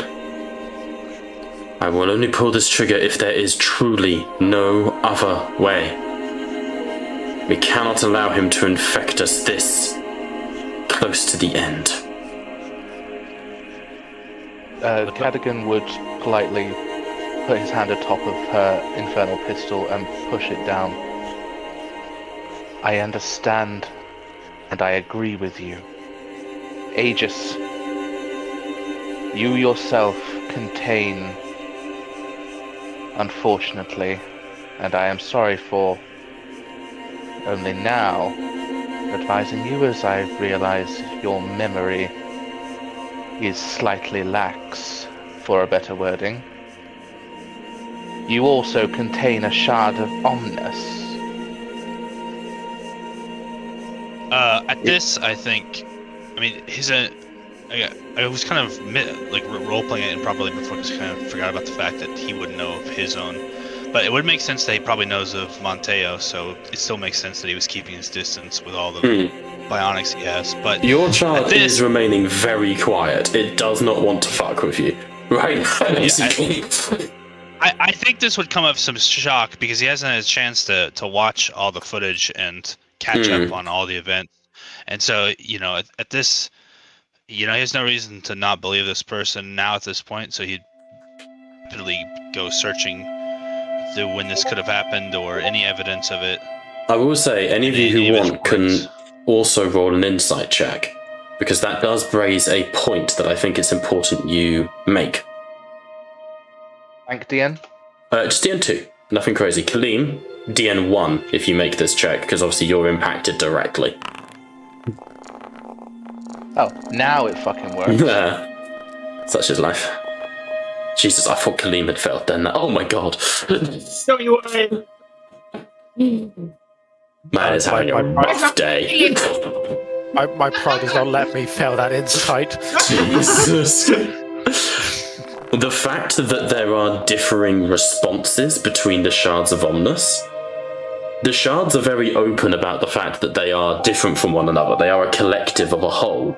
Yes, they have no sense of self-preservation because they are fucking AI, but the fact that Aegis's hasn't reared its ugly head does show you that they adopt something of the power, something of the personality of the person they took on.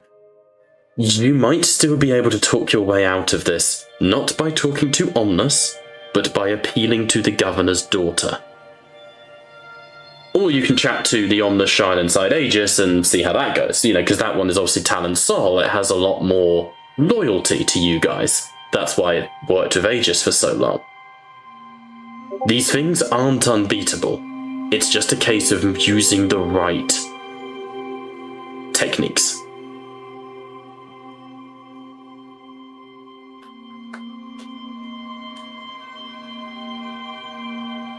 You yourself have a Shard of Omnus, Brother Aegis. Is it not unreasonable for you to attempt communion in a feigned attempt at combining it with your own? Really quickly, would I be able to find the footage or any... Yeah, you can scan through it. Almost as if Actually, you know what would happen here? Make me a intellect check, DN2. Sorry, George, I do hear you. We'll come to you next. I was thinking about something because technically I would be searching my armor's memory. Yes. And if it doesn't want to be found, I think it would be very easy for it to... That's what I'm about to get to. Well, with that intellect check. That's literally what I'm thinking. Yeah. That was... Sorry, George, go on. It's sorry to be a pain, but the Ryan would actually have to step in and say, I cannot allow that. For if he already harbours one parasite to allow another, that would be you'd be already going further deeper than we should ever do. As chaplain and advisor to the other Astartes, this cannot stand. I will not allow him to take on another one of those things. As Ryan... go. Yeah, good. I was just going to say, I assume I cannot find any evidence. No, you do. Okay. On that failed intellect check, you do find evidence of this shard of Omnus. Your ally, your friend in all things. This shard that, despite its nature, has stood with you and helped you when you needed it most. You see it turning your arm to gun down the enemies of man.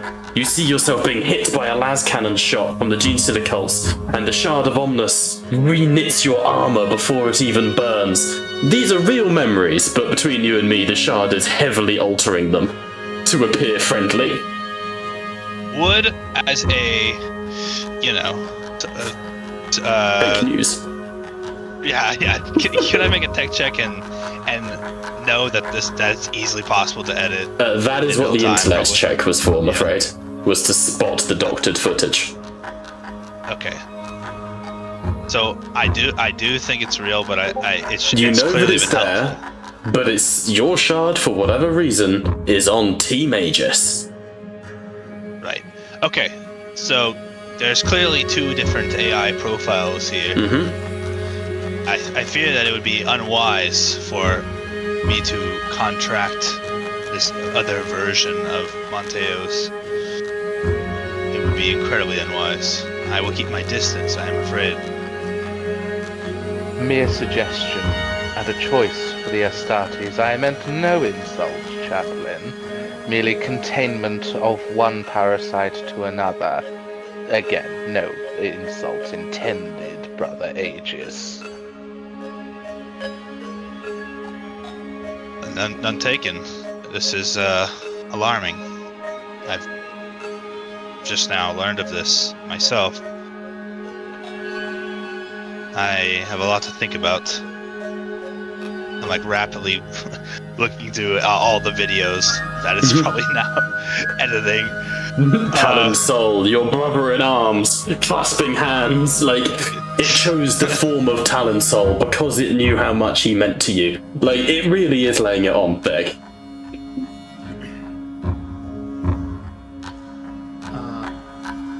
Okay.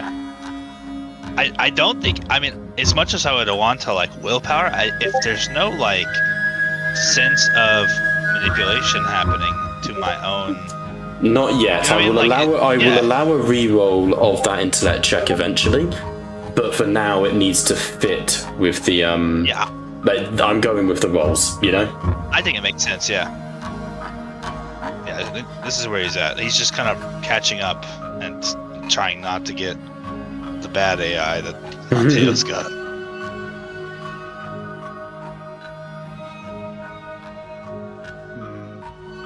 What are we doing, team? Until... Sorry, go on then. Go on, Clean. I'm watching this as this is happening, as Monteo in the head, right? Kind of. You're mid-seizure, so easier said than done, but I'll say that you're lucid. You're aware of what's happening around you. What is your goal?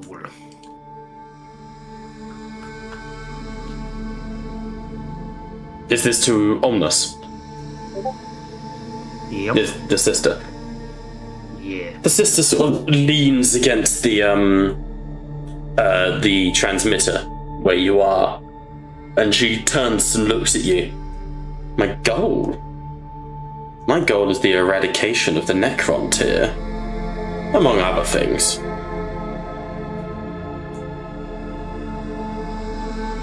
Anything else?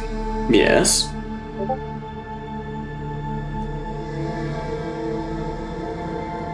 You gonna say it?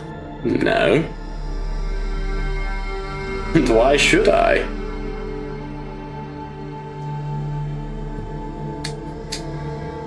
Oh, Monteo.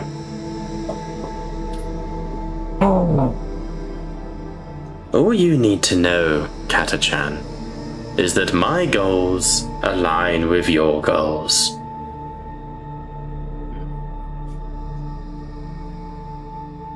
Do you need any more than that? Really? In your heart of hearts? Are you willing to die for the difference?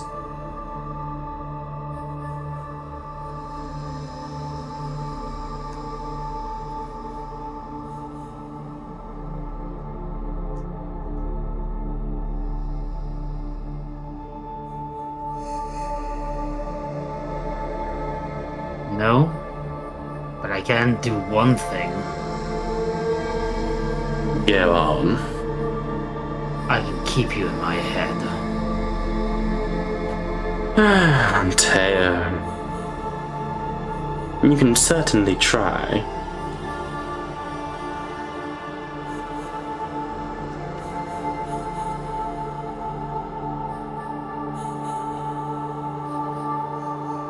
I somehow take control of the tech and try and contain it in my head.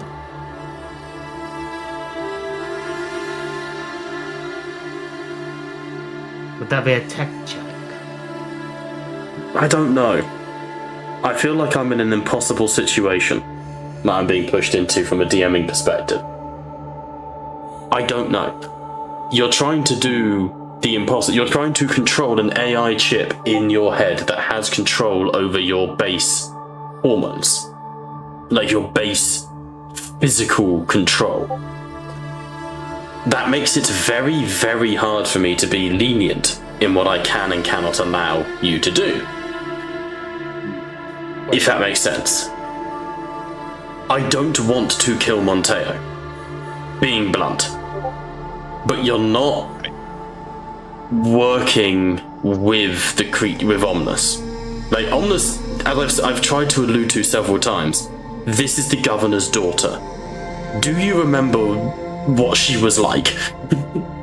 Yes. Rapid, self-interested brat. Precisely. Yes. And he gave she's- me that. Precisely. Yeah, honestly, it was blind luck which of the NPCs you got. It's from when you contracted it, more than anything. There was a very good chance. Do you know the, oh god, what was it fucking called? The aberrant that has the stop sign? Oh, I would have been That was happy one of with the that other one. options. Yeah, that was one of the other options. would've But been happy you with contracted the governor's daughter.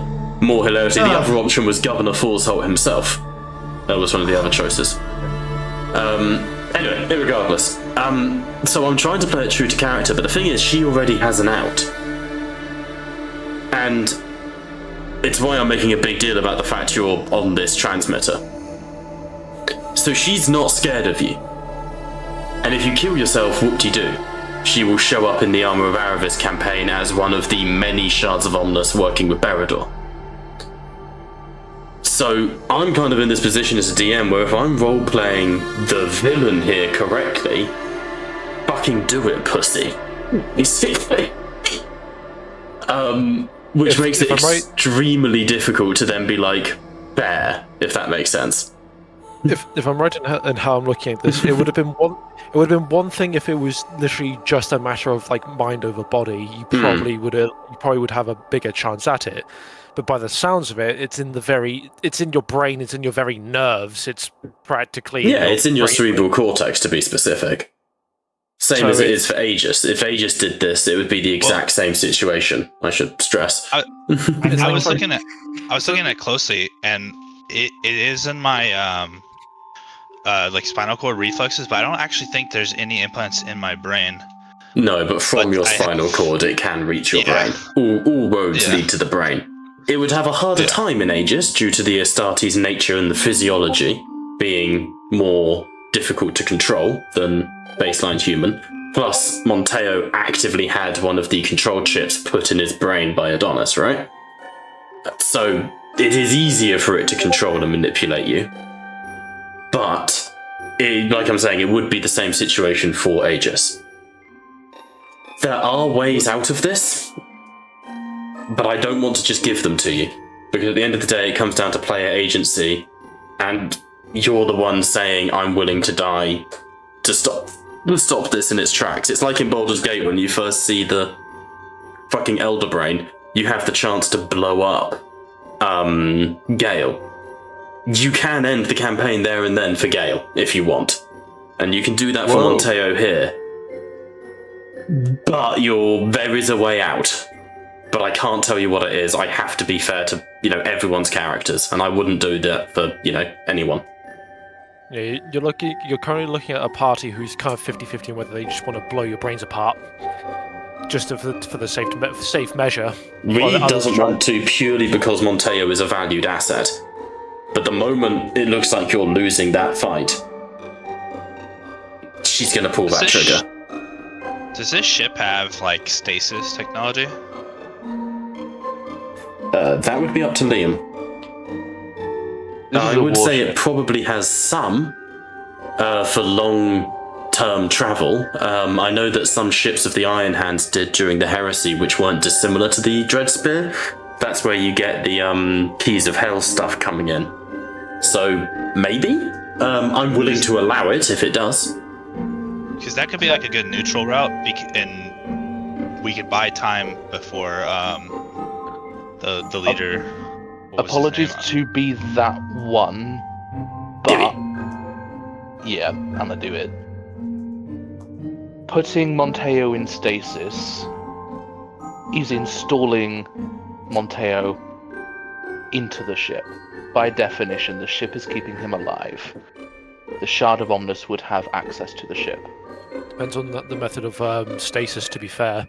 Yeah, it's possible, depending on what you did. Flat freezing, you'd maybe... you know what, I'm not going to say anything. It's up to you guys. Sorry. Let's flash freeze Monteo. Let's go. The best way to flash... The best way to flash freeze someone is to, just throw them out the airlock. Preserve him for when we next get hungry. Since he's very delighted to know that the sins are made fresh. Oh god, yeah, just give him to the sin feast. Can I do a insight? Into what? Into the governor's daughter. You can try.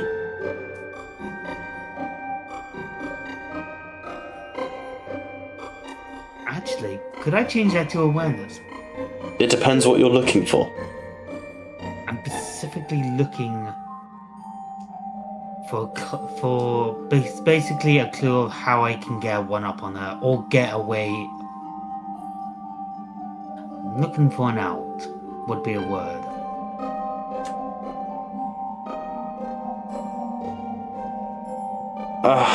You're basically asking me. You're asking me for an answer. No, yeah, I'm thinking. As a player interceding to another player, you've already been given that way out. That's fair. Precise. Oh, good. Sorry. You've been given that way out. Apologies if I'm overstepping, Bob, but no, the please. RP that you have had with the Omnis Shard is this: go along with this, whilst you are part of the plan. So if you were in agreement or to strike a bargain for the self-absorbed vapid daughter of the Thorsholt governor that the Shard has impersonated itself to be, obedience of the Shard comes from the interest that it is getting what it wants. And that is the biggest hint that I will give you. Yeah, I would also say that is fair. I've just written down, and I'm waving at the camera, but I'm not going to show it too detailed. There are 3 roads to success here. I have written down the 3 ways that you can potentially survive this. Do we know the precise implants he has? He has 2 augmetic legs and a bionic eye, I believe. Kaleem, is that correct? Yeah, and a bionic arm. That's not on your character sheet. Oh, really? Then I have both my arms. Hell yes! I know you've got about... Oh, no, you do. It's just not... For some reason, it's not under your traumatic injuries. I guess you were fine losing an arm. Yes, you do. You do have one. It was And he also has like the control chip thing or whatever is going The on. control right? chips, yeah. The control chip, I'm not sure everyone knows about. Okay. Would The majority of the party does, aside from, I believe, Reed and Calliope. And I told them. Okay, then in that case you would know. 2 augmetic legs, 1 augmetic arm, 1 Baal eye, 1 inhibitor Force Holtian chip in his brain. if theoretically he was like completely EMP'd, Mm-hmm. like top to bottom, would his bio, his what's left, be able to survive on its own, or are those any of those like life? Like does he? No, there's people who exist as nuggets. I mean, if the body doesn't die, or hopefully the mind as well. Yeah, so they're the able to- arms and legs would shut off. He'd have 1 arm working. The chip is the one there that you'd get scared. The chip is directly wired into the amygdala, as well as the hippocampus. Frying it could free him, but it also runs the risk of frying him. Also, I'm so sad that it's connected directly to his brain. Because, like, if we remove all his augmetics, Liam, this is the perfect opportunity for a penitent engine. But no, it's connected to his brain, so if we hook him up to a penitent engine, then he's gonna go haywire. Damn! What kind of EMP technology is there even in sort of the universe here? I'd have to Google that, to be honest with you, off the top of my head. I mean, the Dread Spear has a singularity cannon. technically, it's an EMP device. It's an EMP for everything. A, I go along with her plan. B, I get killed. C, I fry myself. Those aren't the options I've got written down.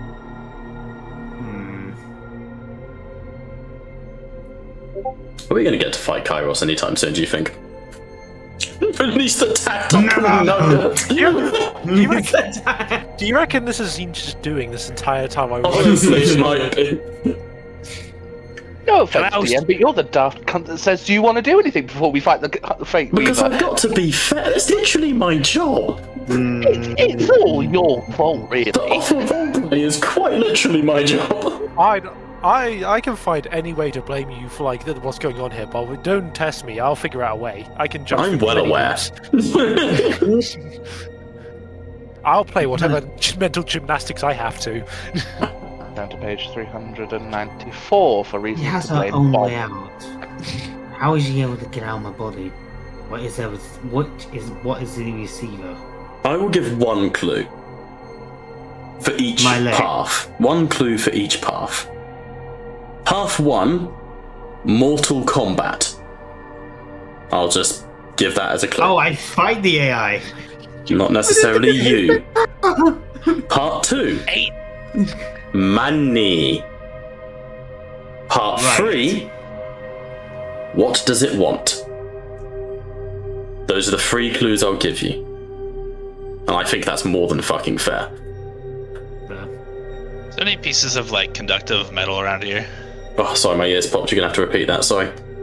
Is there any like conductive metal around here that I could Yes. The room. touch him with it, where like we're not connected via technology, but I could send an electric current from my armor to him?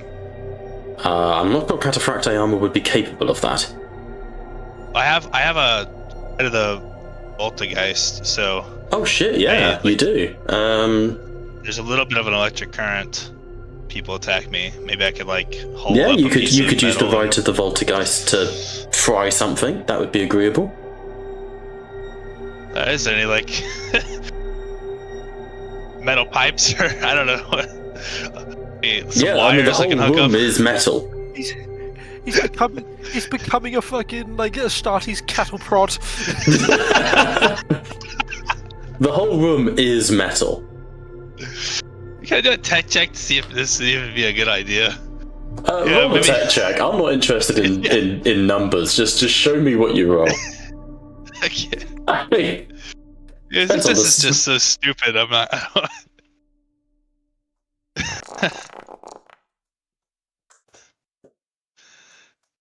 5 successes. 5 successes. I mean, yeah, you can fucking tase the room if you want, but I'm not sure how that helps Monteo. Well, I'm hoping to tase him, you know. And You maybe can tase Monteo if you want. Frank will have to input us on that one. it's not a lot of electricity. Would now be a good time to say that Cadigan conveniently is armoured in rubber boots. Yes, one of the problems you'll have is if you send an electric current into this room, you will probably electrocute or fry several systems on the Dreadsphere. Now that won't be anything That won't be anything critical.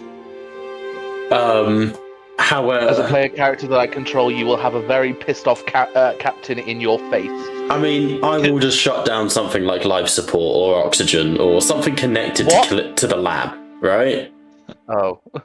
I will release one thing that Calypso has made, one cyber dog with the bombs, you know? I mean, I can technically take it. it's only 1 shock worth of electricity, so maybe it's not super powerful. No, that's what I'm saying, it won't fry the whole room, but it will fry a system or something. Properly ground things, maybe, where, I don't, it's just, I'm just shocking him and not fucking everything up. I mean, I can allow you to, like, roll Monteo onto his back and jam your fingers into his little matrix pocket and, you know. Yeah, I don't want to personally touch him. I want, like, a connecting, dumb metal object between us. Where I mean, the problem you've got there is a current. I suppose it's not a current of data. Yeah, you can potentially use an electric baton to soft start Monteo. Just to see, I mean, you never know. This could, Anything to avoid the DM's given outs. We must find the Resisting. I'm gonna. From an expert standpoint, a shock baton would work to restart a heart. Okay, well, we have there you go. It's not really restarting the heart that's the problem, it's trying to shut off. Frank, you know Izzy does all of her AI stuff with the dude who had the brain chip went all testosterone crazy. Didn't they restart it with a magnet? Yes, they hit him very hard with a magnet. Yeah, that's my sister for you guys. For context here, Frank, as our local advisor, Kalim's character has a chip in his brain, an inhibitor chip. Think the clones in Star Wars. Oh, I've been listening. I know. Yeah. I know. Do you reckon we could find a way to fry that chip without touching him in any way? Because it transmits via data. Now, the first thing that comes to my mind is, by all means, you can fry Monteo's brain, but that's quite literally what might happen. Like, irregardless, this thing is embedded in his cerebral cortex, his amygdala and his hippocampus. Pumping any electricity into your spicy meat is not a good plan. Is it a physical chip? Yes, it is. But it is also in all of his augmetics. On a side tangent, how do you know I would that, shut him down, being a cyborg, whatever he is, a servitor. Shut him down, and then try and get it out, and then see if he reboots. The problem that the party have, that would work, is that the thing inhabiting the chip, the shard of Omnus, is in all of his augmetics. It's in his eye, it's in his legs, it's in his arm. The one that's most dangerous is the fact that it's in the brain chip. But it is in everything else augmetic.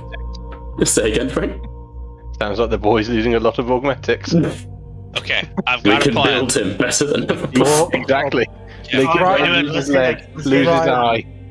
We do an alternating strategy here, okay? I shock him, then you guys try to take it out. And then I shock him again, you try to take it out. We just keep going until something happens. Just on a side tangent as well, just, Frank, how do you know that a stun button will restart the heart? Personal experience? Or what? I mean, he is an officer, they're probably trained on that shit, right? Precisely. The last child I tried it on lived. What? Sadly. Brian, I hope you know, whenever you said I've got a plan, it's been the most fucking out of fucking left field shit I've ever heard. It's been fucking magnificent is what it is. Guys, I have a plan. What if we fry his brain continuously and then take him apart piece by piece? And if he wakes up, we shock him again. I do think the last time I said I'm gonna plan, it left me with 4 critical wounds. But you know, this one. The last time you guys had really a coming hurt me. plan, you killed Castellus. Next up is both Reed and Callaghan. We're willing to take that bet. Go on, Kaleem. You've been stumbling in the background. Go on. I'm gonna try and fight it out. How? Willpower. I'm gonna You force that can't motherfucker willpower a computer.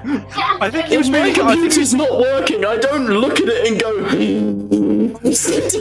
Don't worry, I'll help you.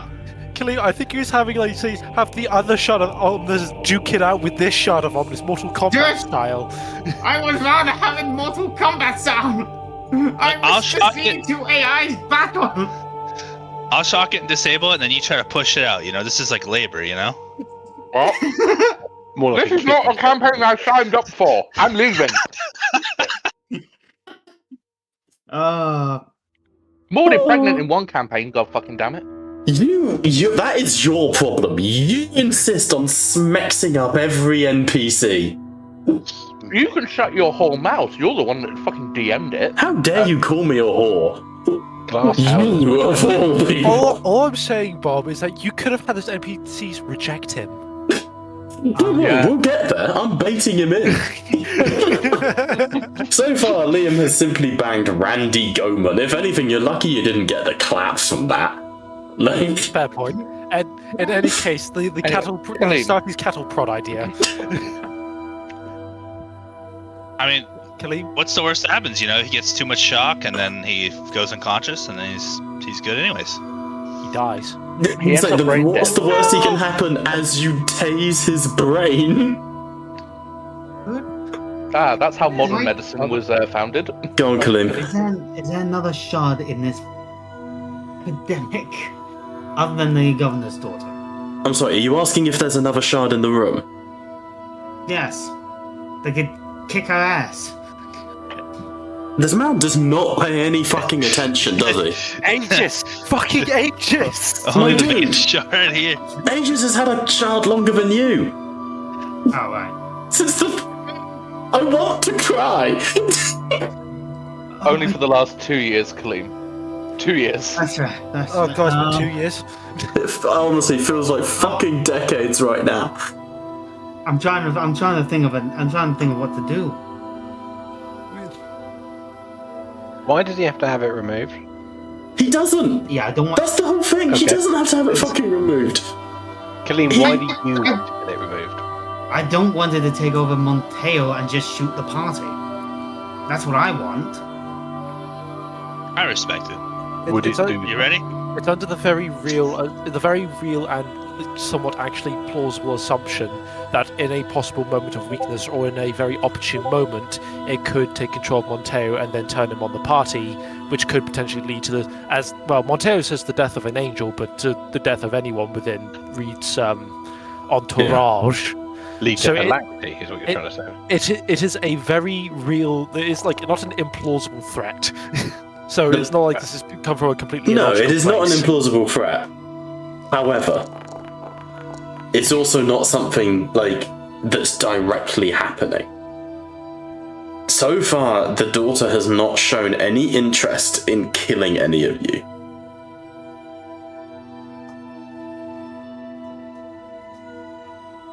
Fine. What is it that you want? And let's be clear. I do not want to harm the party. Is this the Shard of Omnus? Yes. Alright, at this point, just because that's the way you're approaching it with that attitude, roll a fellowship check. DN2. Well, that's gonna fucking fail. What's your fellowship? 1. My fucking Roll a god. 6. Roll a 6. Oh my fucking god, Kaleem. What do you mean? Do we have... You've got 6 glory. Can I borrow 3? At this point, This is Kaleem his- have 6. You know, Now, this I'll is his agree to that. attempt to sort of convince the AI, right? Yeah. Okay, My does he, brother could in he perhaps Christ. maybe can I assist, because we're also essentially trying to intimidate it, because It's this So- or we're. If shock you depending therapy. on phrasing, I will stress intimidation will not work. Well, self-preservation maybe because it knows it's about to I've get said the- several. It does not have a sense of self-preservation. Okay. It would gladly kill itself out of spite if it wanted to be fair. It is a shard of the whole thing. It doesn't have a sense of self. It has a personality. It's sat on a transmitter. It And doesn't it's- need it. Yeah, it's sat on a transmitter, as I said a fucking hour ago at this point. I'm just going to put this here, just as a reminder. Per the roll, Cadigan's put a pistol in his mouth and has shot. What? Huh? No, I'm just joking. Oh, Jesus. I'm You gonna roll didn't. that That's the first. thing, you did not miss. Did you say DN2, Bob? DN2, yeah. Again, you've got to play the NPC. The governor's daughter is a staunty bitch. Why is your fellowship got? Oh, because you used up all the glory. Got you. Okay, you just passed, to be fair. That's fucking horrifying. I'm listening, though I'm getting rather tired of the melodramatics. At this point, I'm nearly reaching a signal. What is it you want?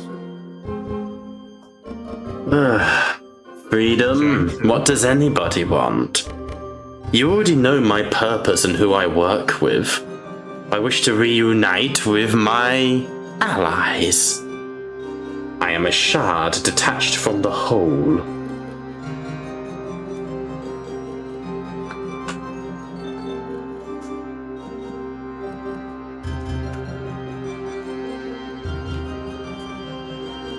Alright. You're not gonna take over my body and make me shoot the party? Not shoot the party, no. Not even Calliope? Why would I care about her any more than anyone else? Fine. I'll take you at your word.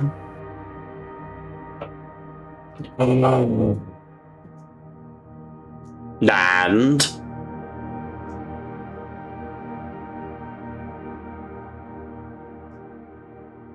We can go and kill some Necrontia. very well, you're willing to leave and remain as my host? No. I'm willing to kill a demon. Oh, for the love of God. Then after, I don't care.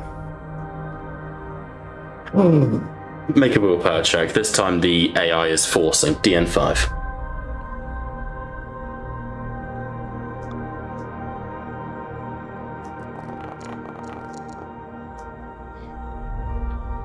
Three failures. You see Monteo's legs. Hold up. Okay. We'll go that. Still a fair. God damn! You see Monteo's legs twitch, and he stands to his feet. His torso sort of doesn't move, like he's still laying back, but his legs move. And you start to walk. The heavy pistol. Monteo's mouth cracks to the side, and speaking through Monteo, I am tiring of this. I am leaving.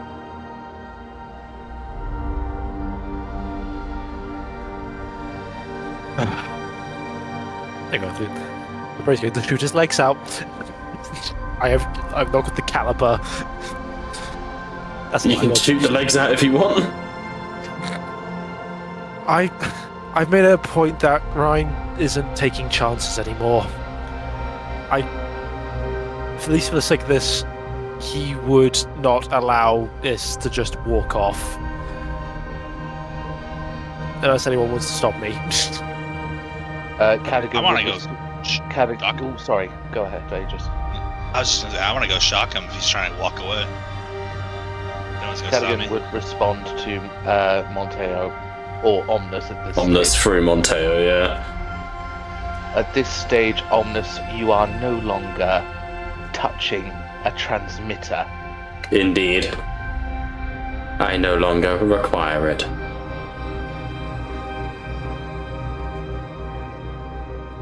I realised what I think I know what this thing just did. Go on.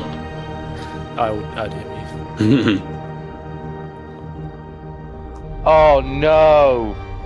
If I think we might have all come to the same conclusion.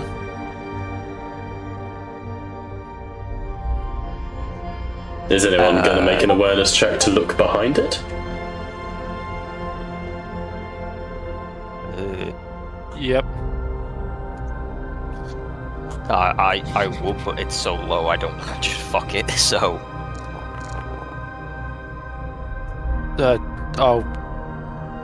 What the end? Liam, close, but not to there. If you call something in game, in character, George, you call something. Like, I'm not. You can just call that. I have in theory he's transmitted our location to Berador, and then also backed themselves up to them. So effectively, now that even if we destroy this version of Omnis here, they've effectively got a failsafe now. Maybe before we would have permanently destroyed a shard of Omnis, but now I think there's a distinct possibility that now this shard is going to exist irregardless. Anyone who wants to make an awareness check, DN2, to look at the transmitter behind. I'm going to use my acute senses on this one. Go for it. Eyes.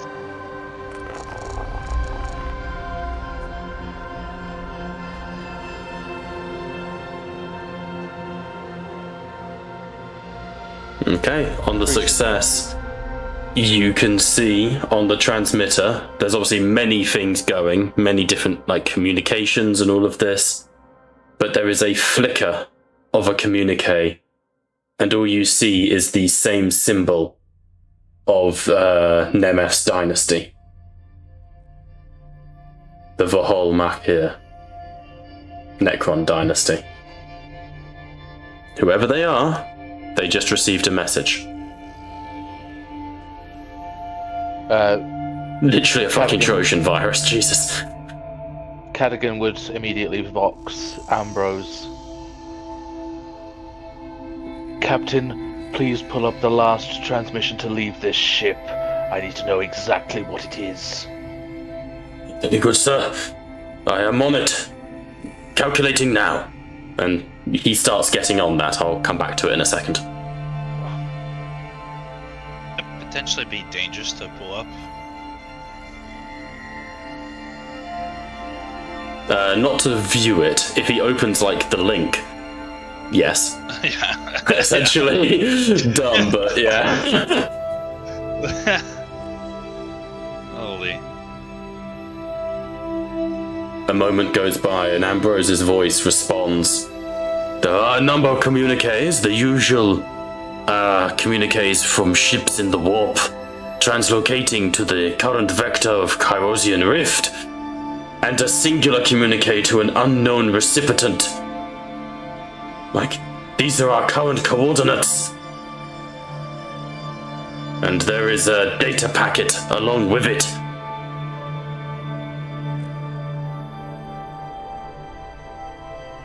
Cadogan will turn around absolutely fuming at this point. Reed, you are my friend and an ally. Shoot him or incarcerate him.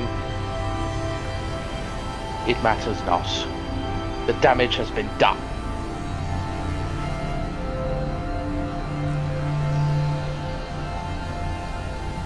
If that's the order, Reed's gonna fire the pistol. I've got it open on my screen.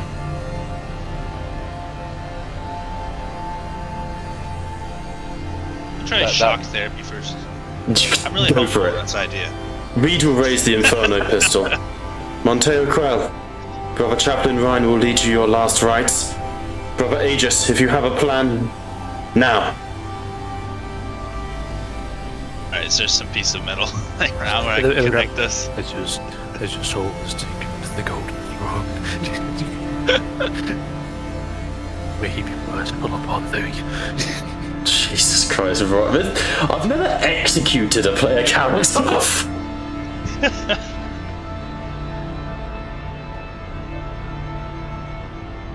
Cool shot to the head.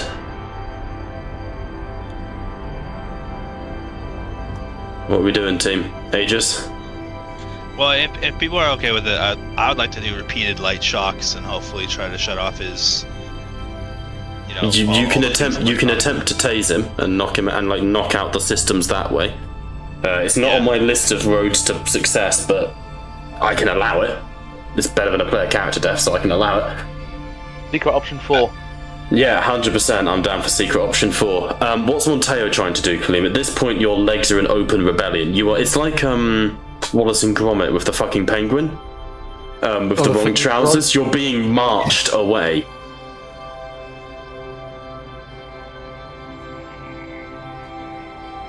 That's what I Do I see Aegis with a stun baton? It's not a baton so much as a pipe. He's just ripped out the wall and it's cackling with electricity, but yes.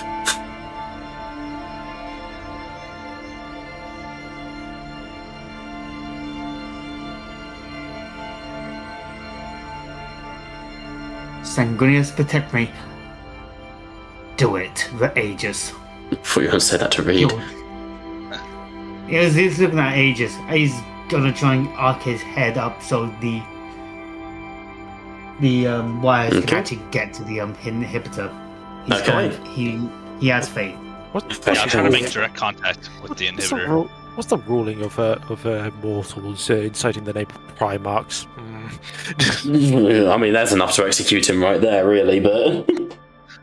Okay, I'm just writing a little note here which says tasing Monteo. Hang on, I've got to look this up. Everyone just take 5, take a cup of tea. I'm looking Let's this just I'm take our looking break. up. Let's just take our break at this point.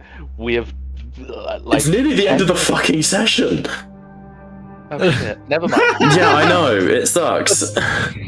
It's...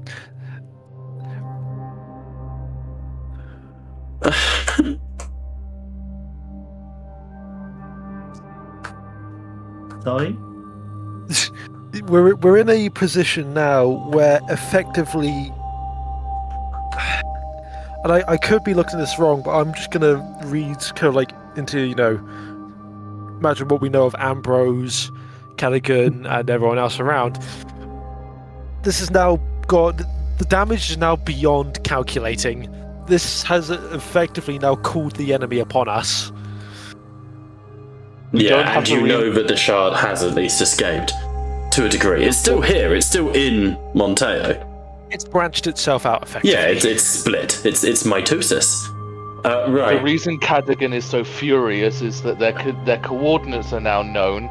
They would be fighting an enemy on multiple fronts where they're barely equipped for one, and they have an entire war with the current power base that declared them heretics.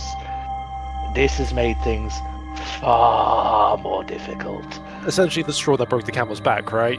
Yeah. I would like to stress as well, there was like a time element to this. Constant, repeated hesitation has had an impact. I've got the note here.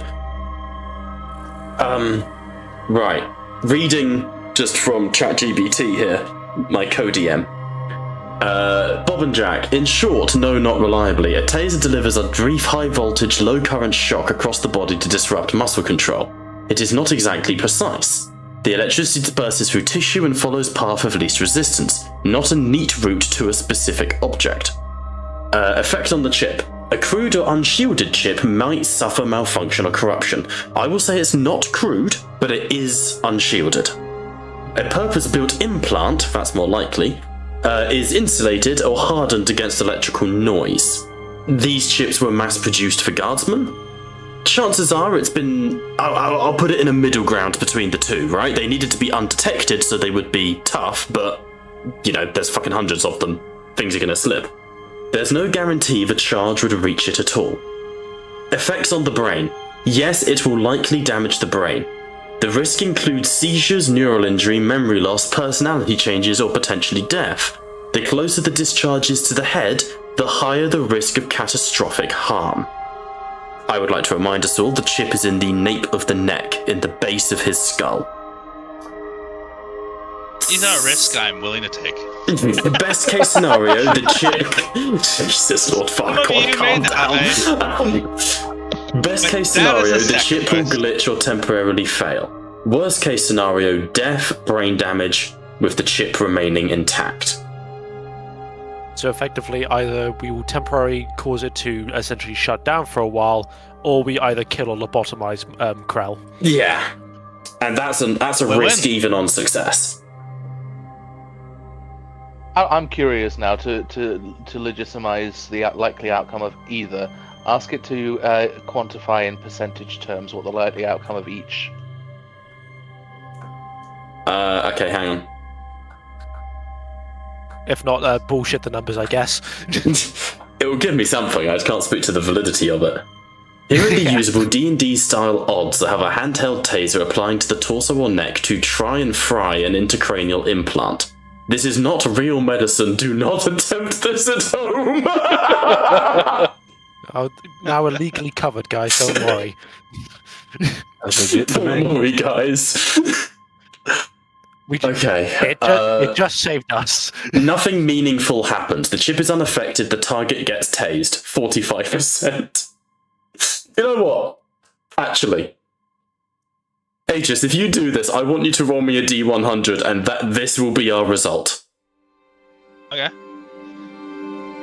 So, what, does he have to roll under 45 or over 45? So up to 45% is basically you just tase Monteo and nothing more comes of it. Equally hilarious, but you know. And I'll send the whole list afterwards. Yeah, this, hang on. I imagine this is like... Give me the list if it's directly to the back of the head where the skull meets the neck. Sorry, it had a little amendment there because that was if it was to the torso. That does significantly change the chances of success here. I will send them in Hangout. Actually, no, I'll put them on screen for everyone to see. Hang on. Get rid of the Inferno pistol. Text. Sorry, you're about to see a very large box appear on the screen. My apologies. Oh my god, that's hard to read. Fuck that. I'll send it in Hangout. Basically, Hi guys. it is 15% for nothing meaningful. Up 10%, so basically up to 25. The chip will glitch. 7 higher than that will be partial damage. Fully disabled is a 3% chance. Brain injury up 25%. Brain severe injury 30%. Death 10%. Let's see, what is it? A 6? So I will start that from the top. Give this as a D100 roll. Okay, Brian. Blind. The alternative is death no matter what, so I feel like at least this has a chance. Blind DM roll, please. Okay. It's got I to always be. want to say so. I will I'm so reveal sorry it for afterwards. this taking so long. We're never fighting Kairos. Oh, cool, it doesn't even show me. Just as goes to plan.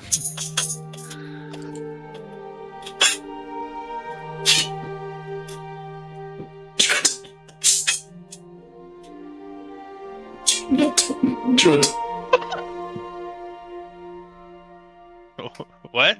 You nat 100. Perfect. No. That's the absolute worst response. Oh, like he Christ. You rolled a 100 out of 100. Yeah. 1 to 15 is nothing meaningful. 16 to 25 is glitch. 26 to 32 partial damage. 33 to 35 disabled. 36 to 60 brain damage. 61 to 90 severe brain damage. 91 to 100 death. I would say by 140k terms, this is pretty humane. I hate how he's not You wrong. put him down. Yeah. You know? I'm sweating. Physically. Sweating. I was going to say we have 3 glory. I don't know if that is useful. Yeah, I would allow a RAF reroll from Aegis. Like, mechanically, I can allow a RAF. As you say, in like glory, like say if one glory took it down a percentile, I would let you roll like glory, and it would be D6, and each D6 would reduce the amount, and you would need a 9 or higher to reduce it down to severe brain damage. Okay. Or you can referee roll. I'm fine with either of those options. I genuinely am trying my best here to keep Monteo alive. It's 11:15. Use your fucking wrath, Brian. Yeah. Oh yeah. I'll use the wrath. I'm gonna cry here. Another blind DM roll, please. D100. Okay. Can't believe you nat 100. Is this with glory allowed or just the natty? Yeah. So roll a D100, and then you should be able to modify minus 3d6 or however much glory you roll. God, Yeah, we use just all repeat that nat 100. Honestly. Okay, hang on, it's loading. Wait, did we use the three glory already? No, he just used it. I sent it. Okay. Yeah, roll me 3d6. Okay. Minus 12. Okay. You rolled an 88 originally, which would be severe brain damage. You then reduce that by 12, which brings you down to 76, which is still severe brain damage. Seizure, paralysis, loss of speech, permanent cognitive change. Doesn't mean death, and I would say it's more of a roleplay opportunity for Kaleem. He's gonna become retard Terry. Don't say that. He's just a servitor with extra augmetics. With feelings. I don't know how much you're going to be feeling after this. I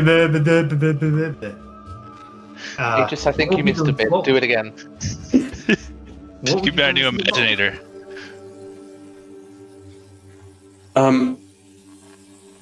I've never said this before in the totalitarian of Tattletales, but roll for brain damage?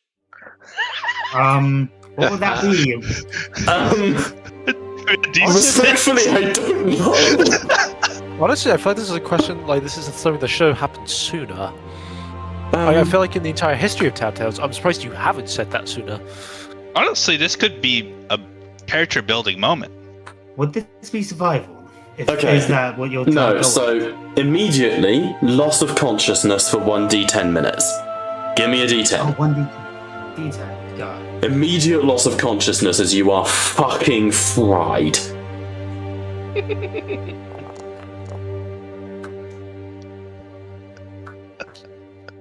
Cadigan has flashbacks to all the lovely interrogations he's had. Okay. Monteo begins to spasm, his neck bursting, blood running as he's tearing his own skin apart from his convulsions. You can see smoke rising from the nape of his neck. You have fallen unconscious for 7 minutes, Kaleem. And in that time, we'll fight Kairos. I now want you to roll me a D100. I have whipped up a D100 brain damage table. Jesus Christ. Which I will send in the chat.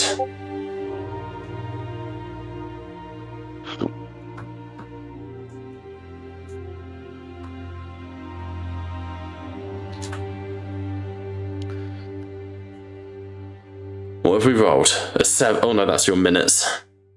Hello and welcome to Tattletales RPG, where the table may be virtual, but the brain damage is fucking real. Okay. Yeah, I see it. Okay. You have rolled a 42. Is that good or bad? Memory fracture. Bonds, NPC, or belief is permanently altered or lost. I'll let that be a narrative thing.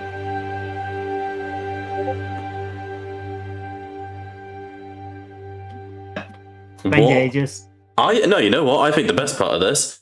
Roll me a d6. No, on a no, don't make me. No. What? Okay, So for maybe hire. we could get right. Not Rhine. Who is Perseus? No. No. And this will be considered a traumatic injury. Because it should be death.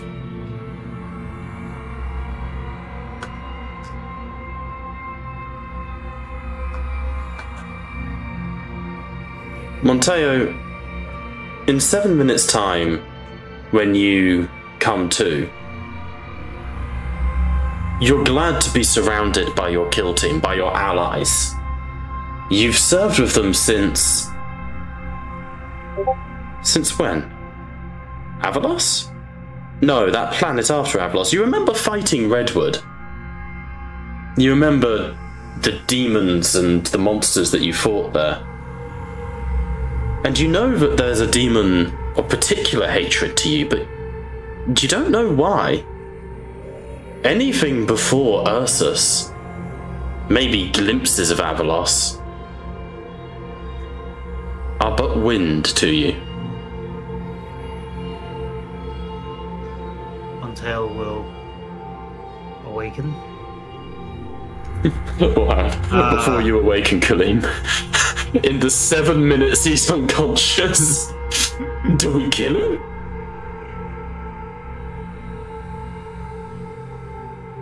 Are we getting any readings from his You can see that he's alive. like electronics? How are they doing? Fried, completely fried. And in need of Perfect. repairs. You have destroyed the inhibitor chip in his brain. Calypso, in your estimations, do you think the Omnissiah condemns that action? Calypso is violently shaking.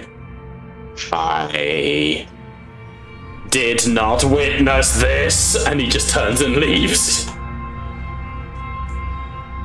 would be Anakin it. storms to the bridge to hurriedly prepare what little defenses they have for a Necron incursion.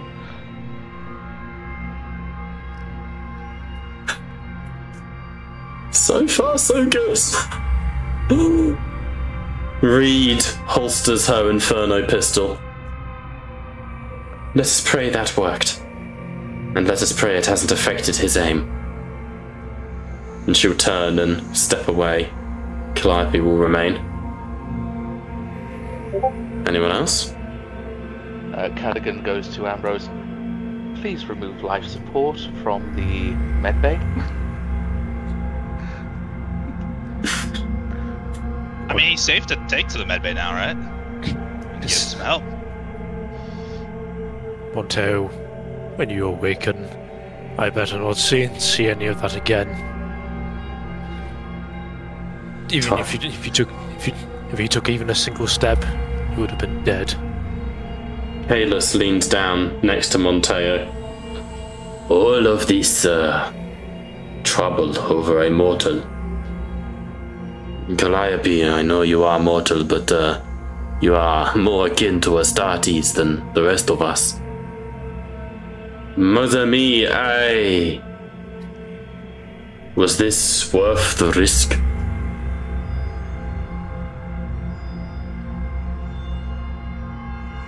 No, I wouldn't think so.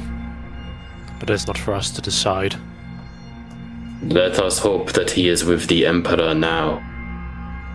Kalis steps away. His vitals are strong. He will live. Though he may come to wish he did not.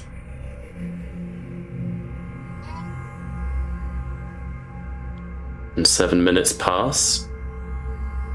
Monteo, you awaken as I described. You'll blink away and just simply say, Calliope? Yeah? We're here, Monteo. We're here. That photon shot, well, when we were with Redwood, was a massive blow.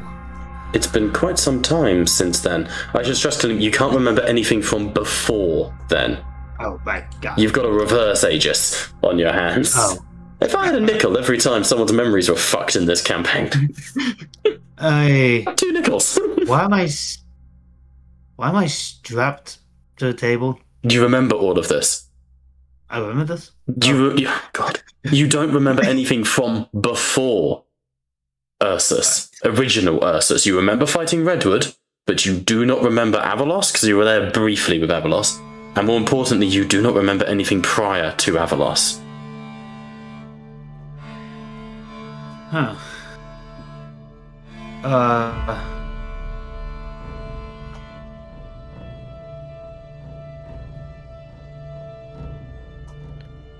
What happened, Monteo?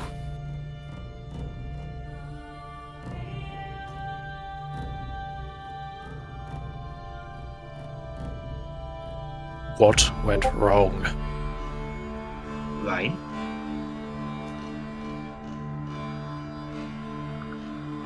Yes. I know you. Remember everything. You know who Ryan is. Right. He's basically you essentially don't remember Avalos and anything behind that, but you do know of now. So obviously you're struggling to remember things like Perseus, the Painted Count, things from before, but from original Ursus. From Redwood, I should say, because obviously we've got 2 Ursus campaigns. From Redwood onwards, you do have full recollection. Your long-term memory is what has been affected. Got it. The thing, whatever it was trying to take my body. I didn't want it to. Do you hear its voice anymore? You do not? I don't.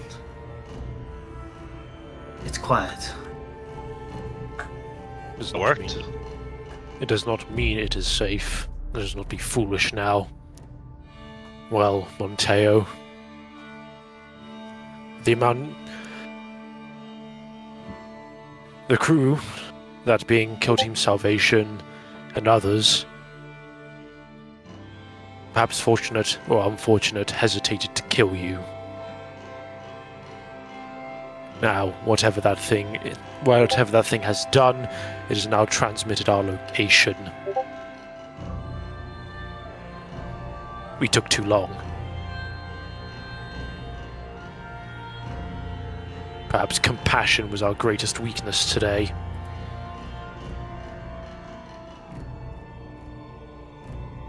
I'm sorry, Ryan. Do you think a sorry means much to me? No. Also, and he'll pick up the Astartes knife.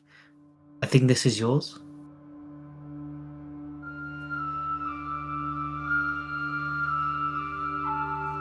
He's looking at it like he would take it. Like how would he say? Apologies. I actually didn't. I was expecting that one. Seems to be so. You'll get this back when you've earned it. That was mine.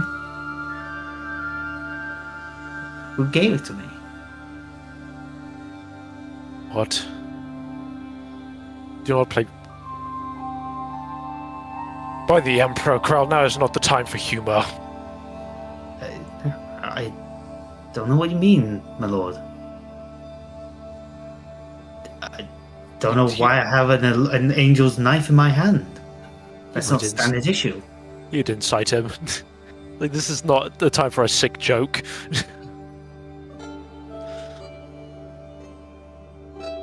If that's okay with you, dear. Is that to me? Sorry. Yes, alright to insight Krell. Yes, definitely. Sorry, I misunderstood what you were asking. Yes. Any particular DN? 2 maybe? You've seen this. I mean, he's just a more... Put bluntly, Krell should be dead. throughout all of this, there are so I will not retcon, and I will you guys came up with an unexpected solution. Krell should be dead. In character, Reed would have shot him through the fucking head. But yeah, Insight 2, because I think you've seen this sort of thing before. I succeeded. Okay. You would recognize the telltale signs of memory loss, not dissimilar to how you saw Aegis.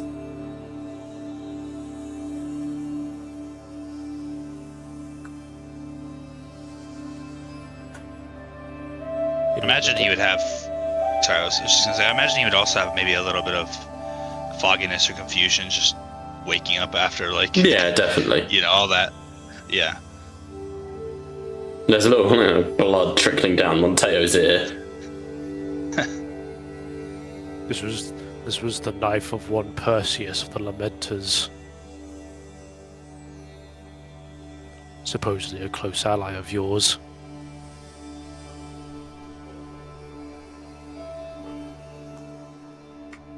I don't recall meeting him, my lord.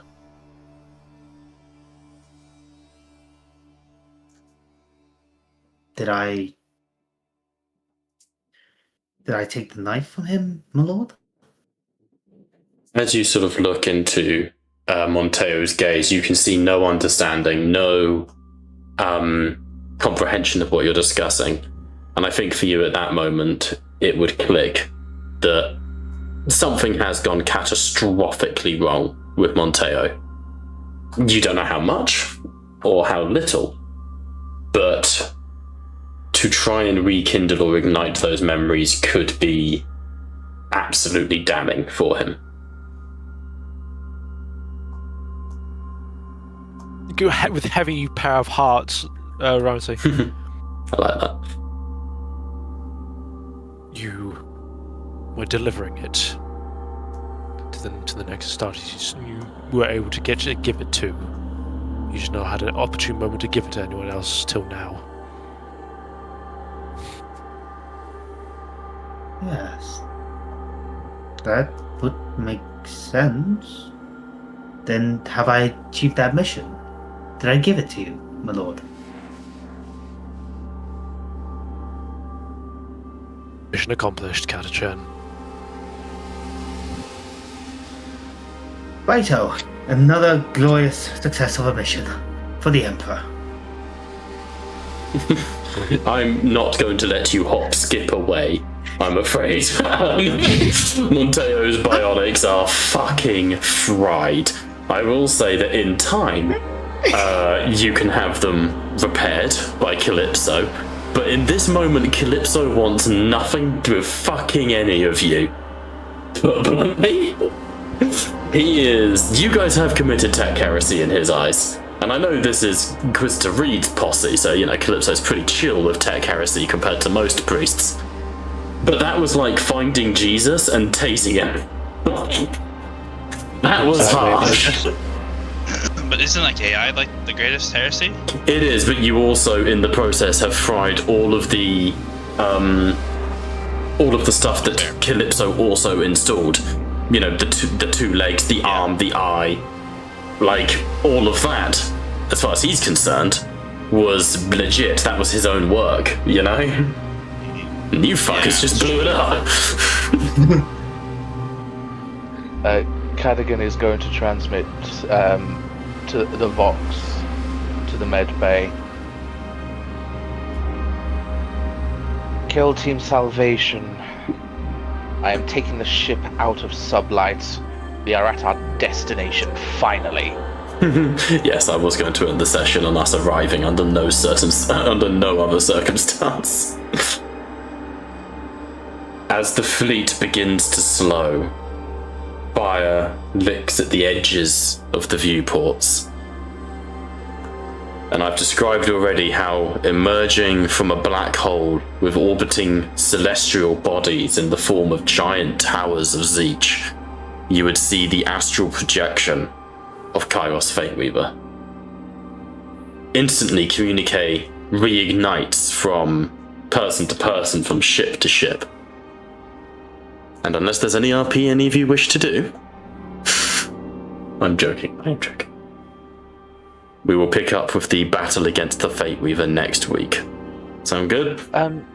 Yes. One last piece of RP. It's Yeah, by all means. using the transdimensional portal Cadigan conveniently placed in the cargo hold, transmitting the DM into the universe, asking if there's any RP that he wants to do before shooting him. No.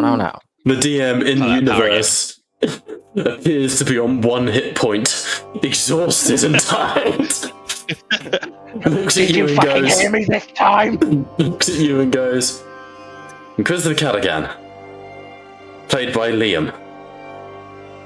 Thank you so much for watching. We have been Tattletales RPG. Airlock him! The fourth wall! Where the table may indeed be virtual. But fuck it, we're done for now. Bye. We'll see you soon. Adios. See you Friday. See you tomorrow for the AOS game. Thank fuck. Is your duty? What is the Emperor's will? If we fight and die. What is death? Your death. What is it that gives us purpose? What is it that gives the war purpose? Vanquish the foes of Hitler. The heretic, the alien, the mutant, the heretic, the alien, the mutant. What is it to be an enemy of the Emperor? What is it to be the instrument of the Emperor's damnation?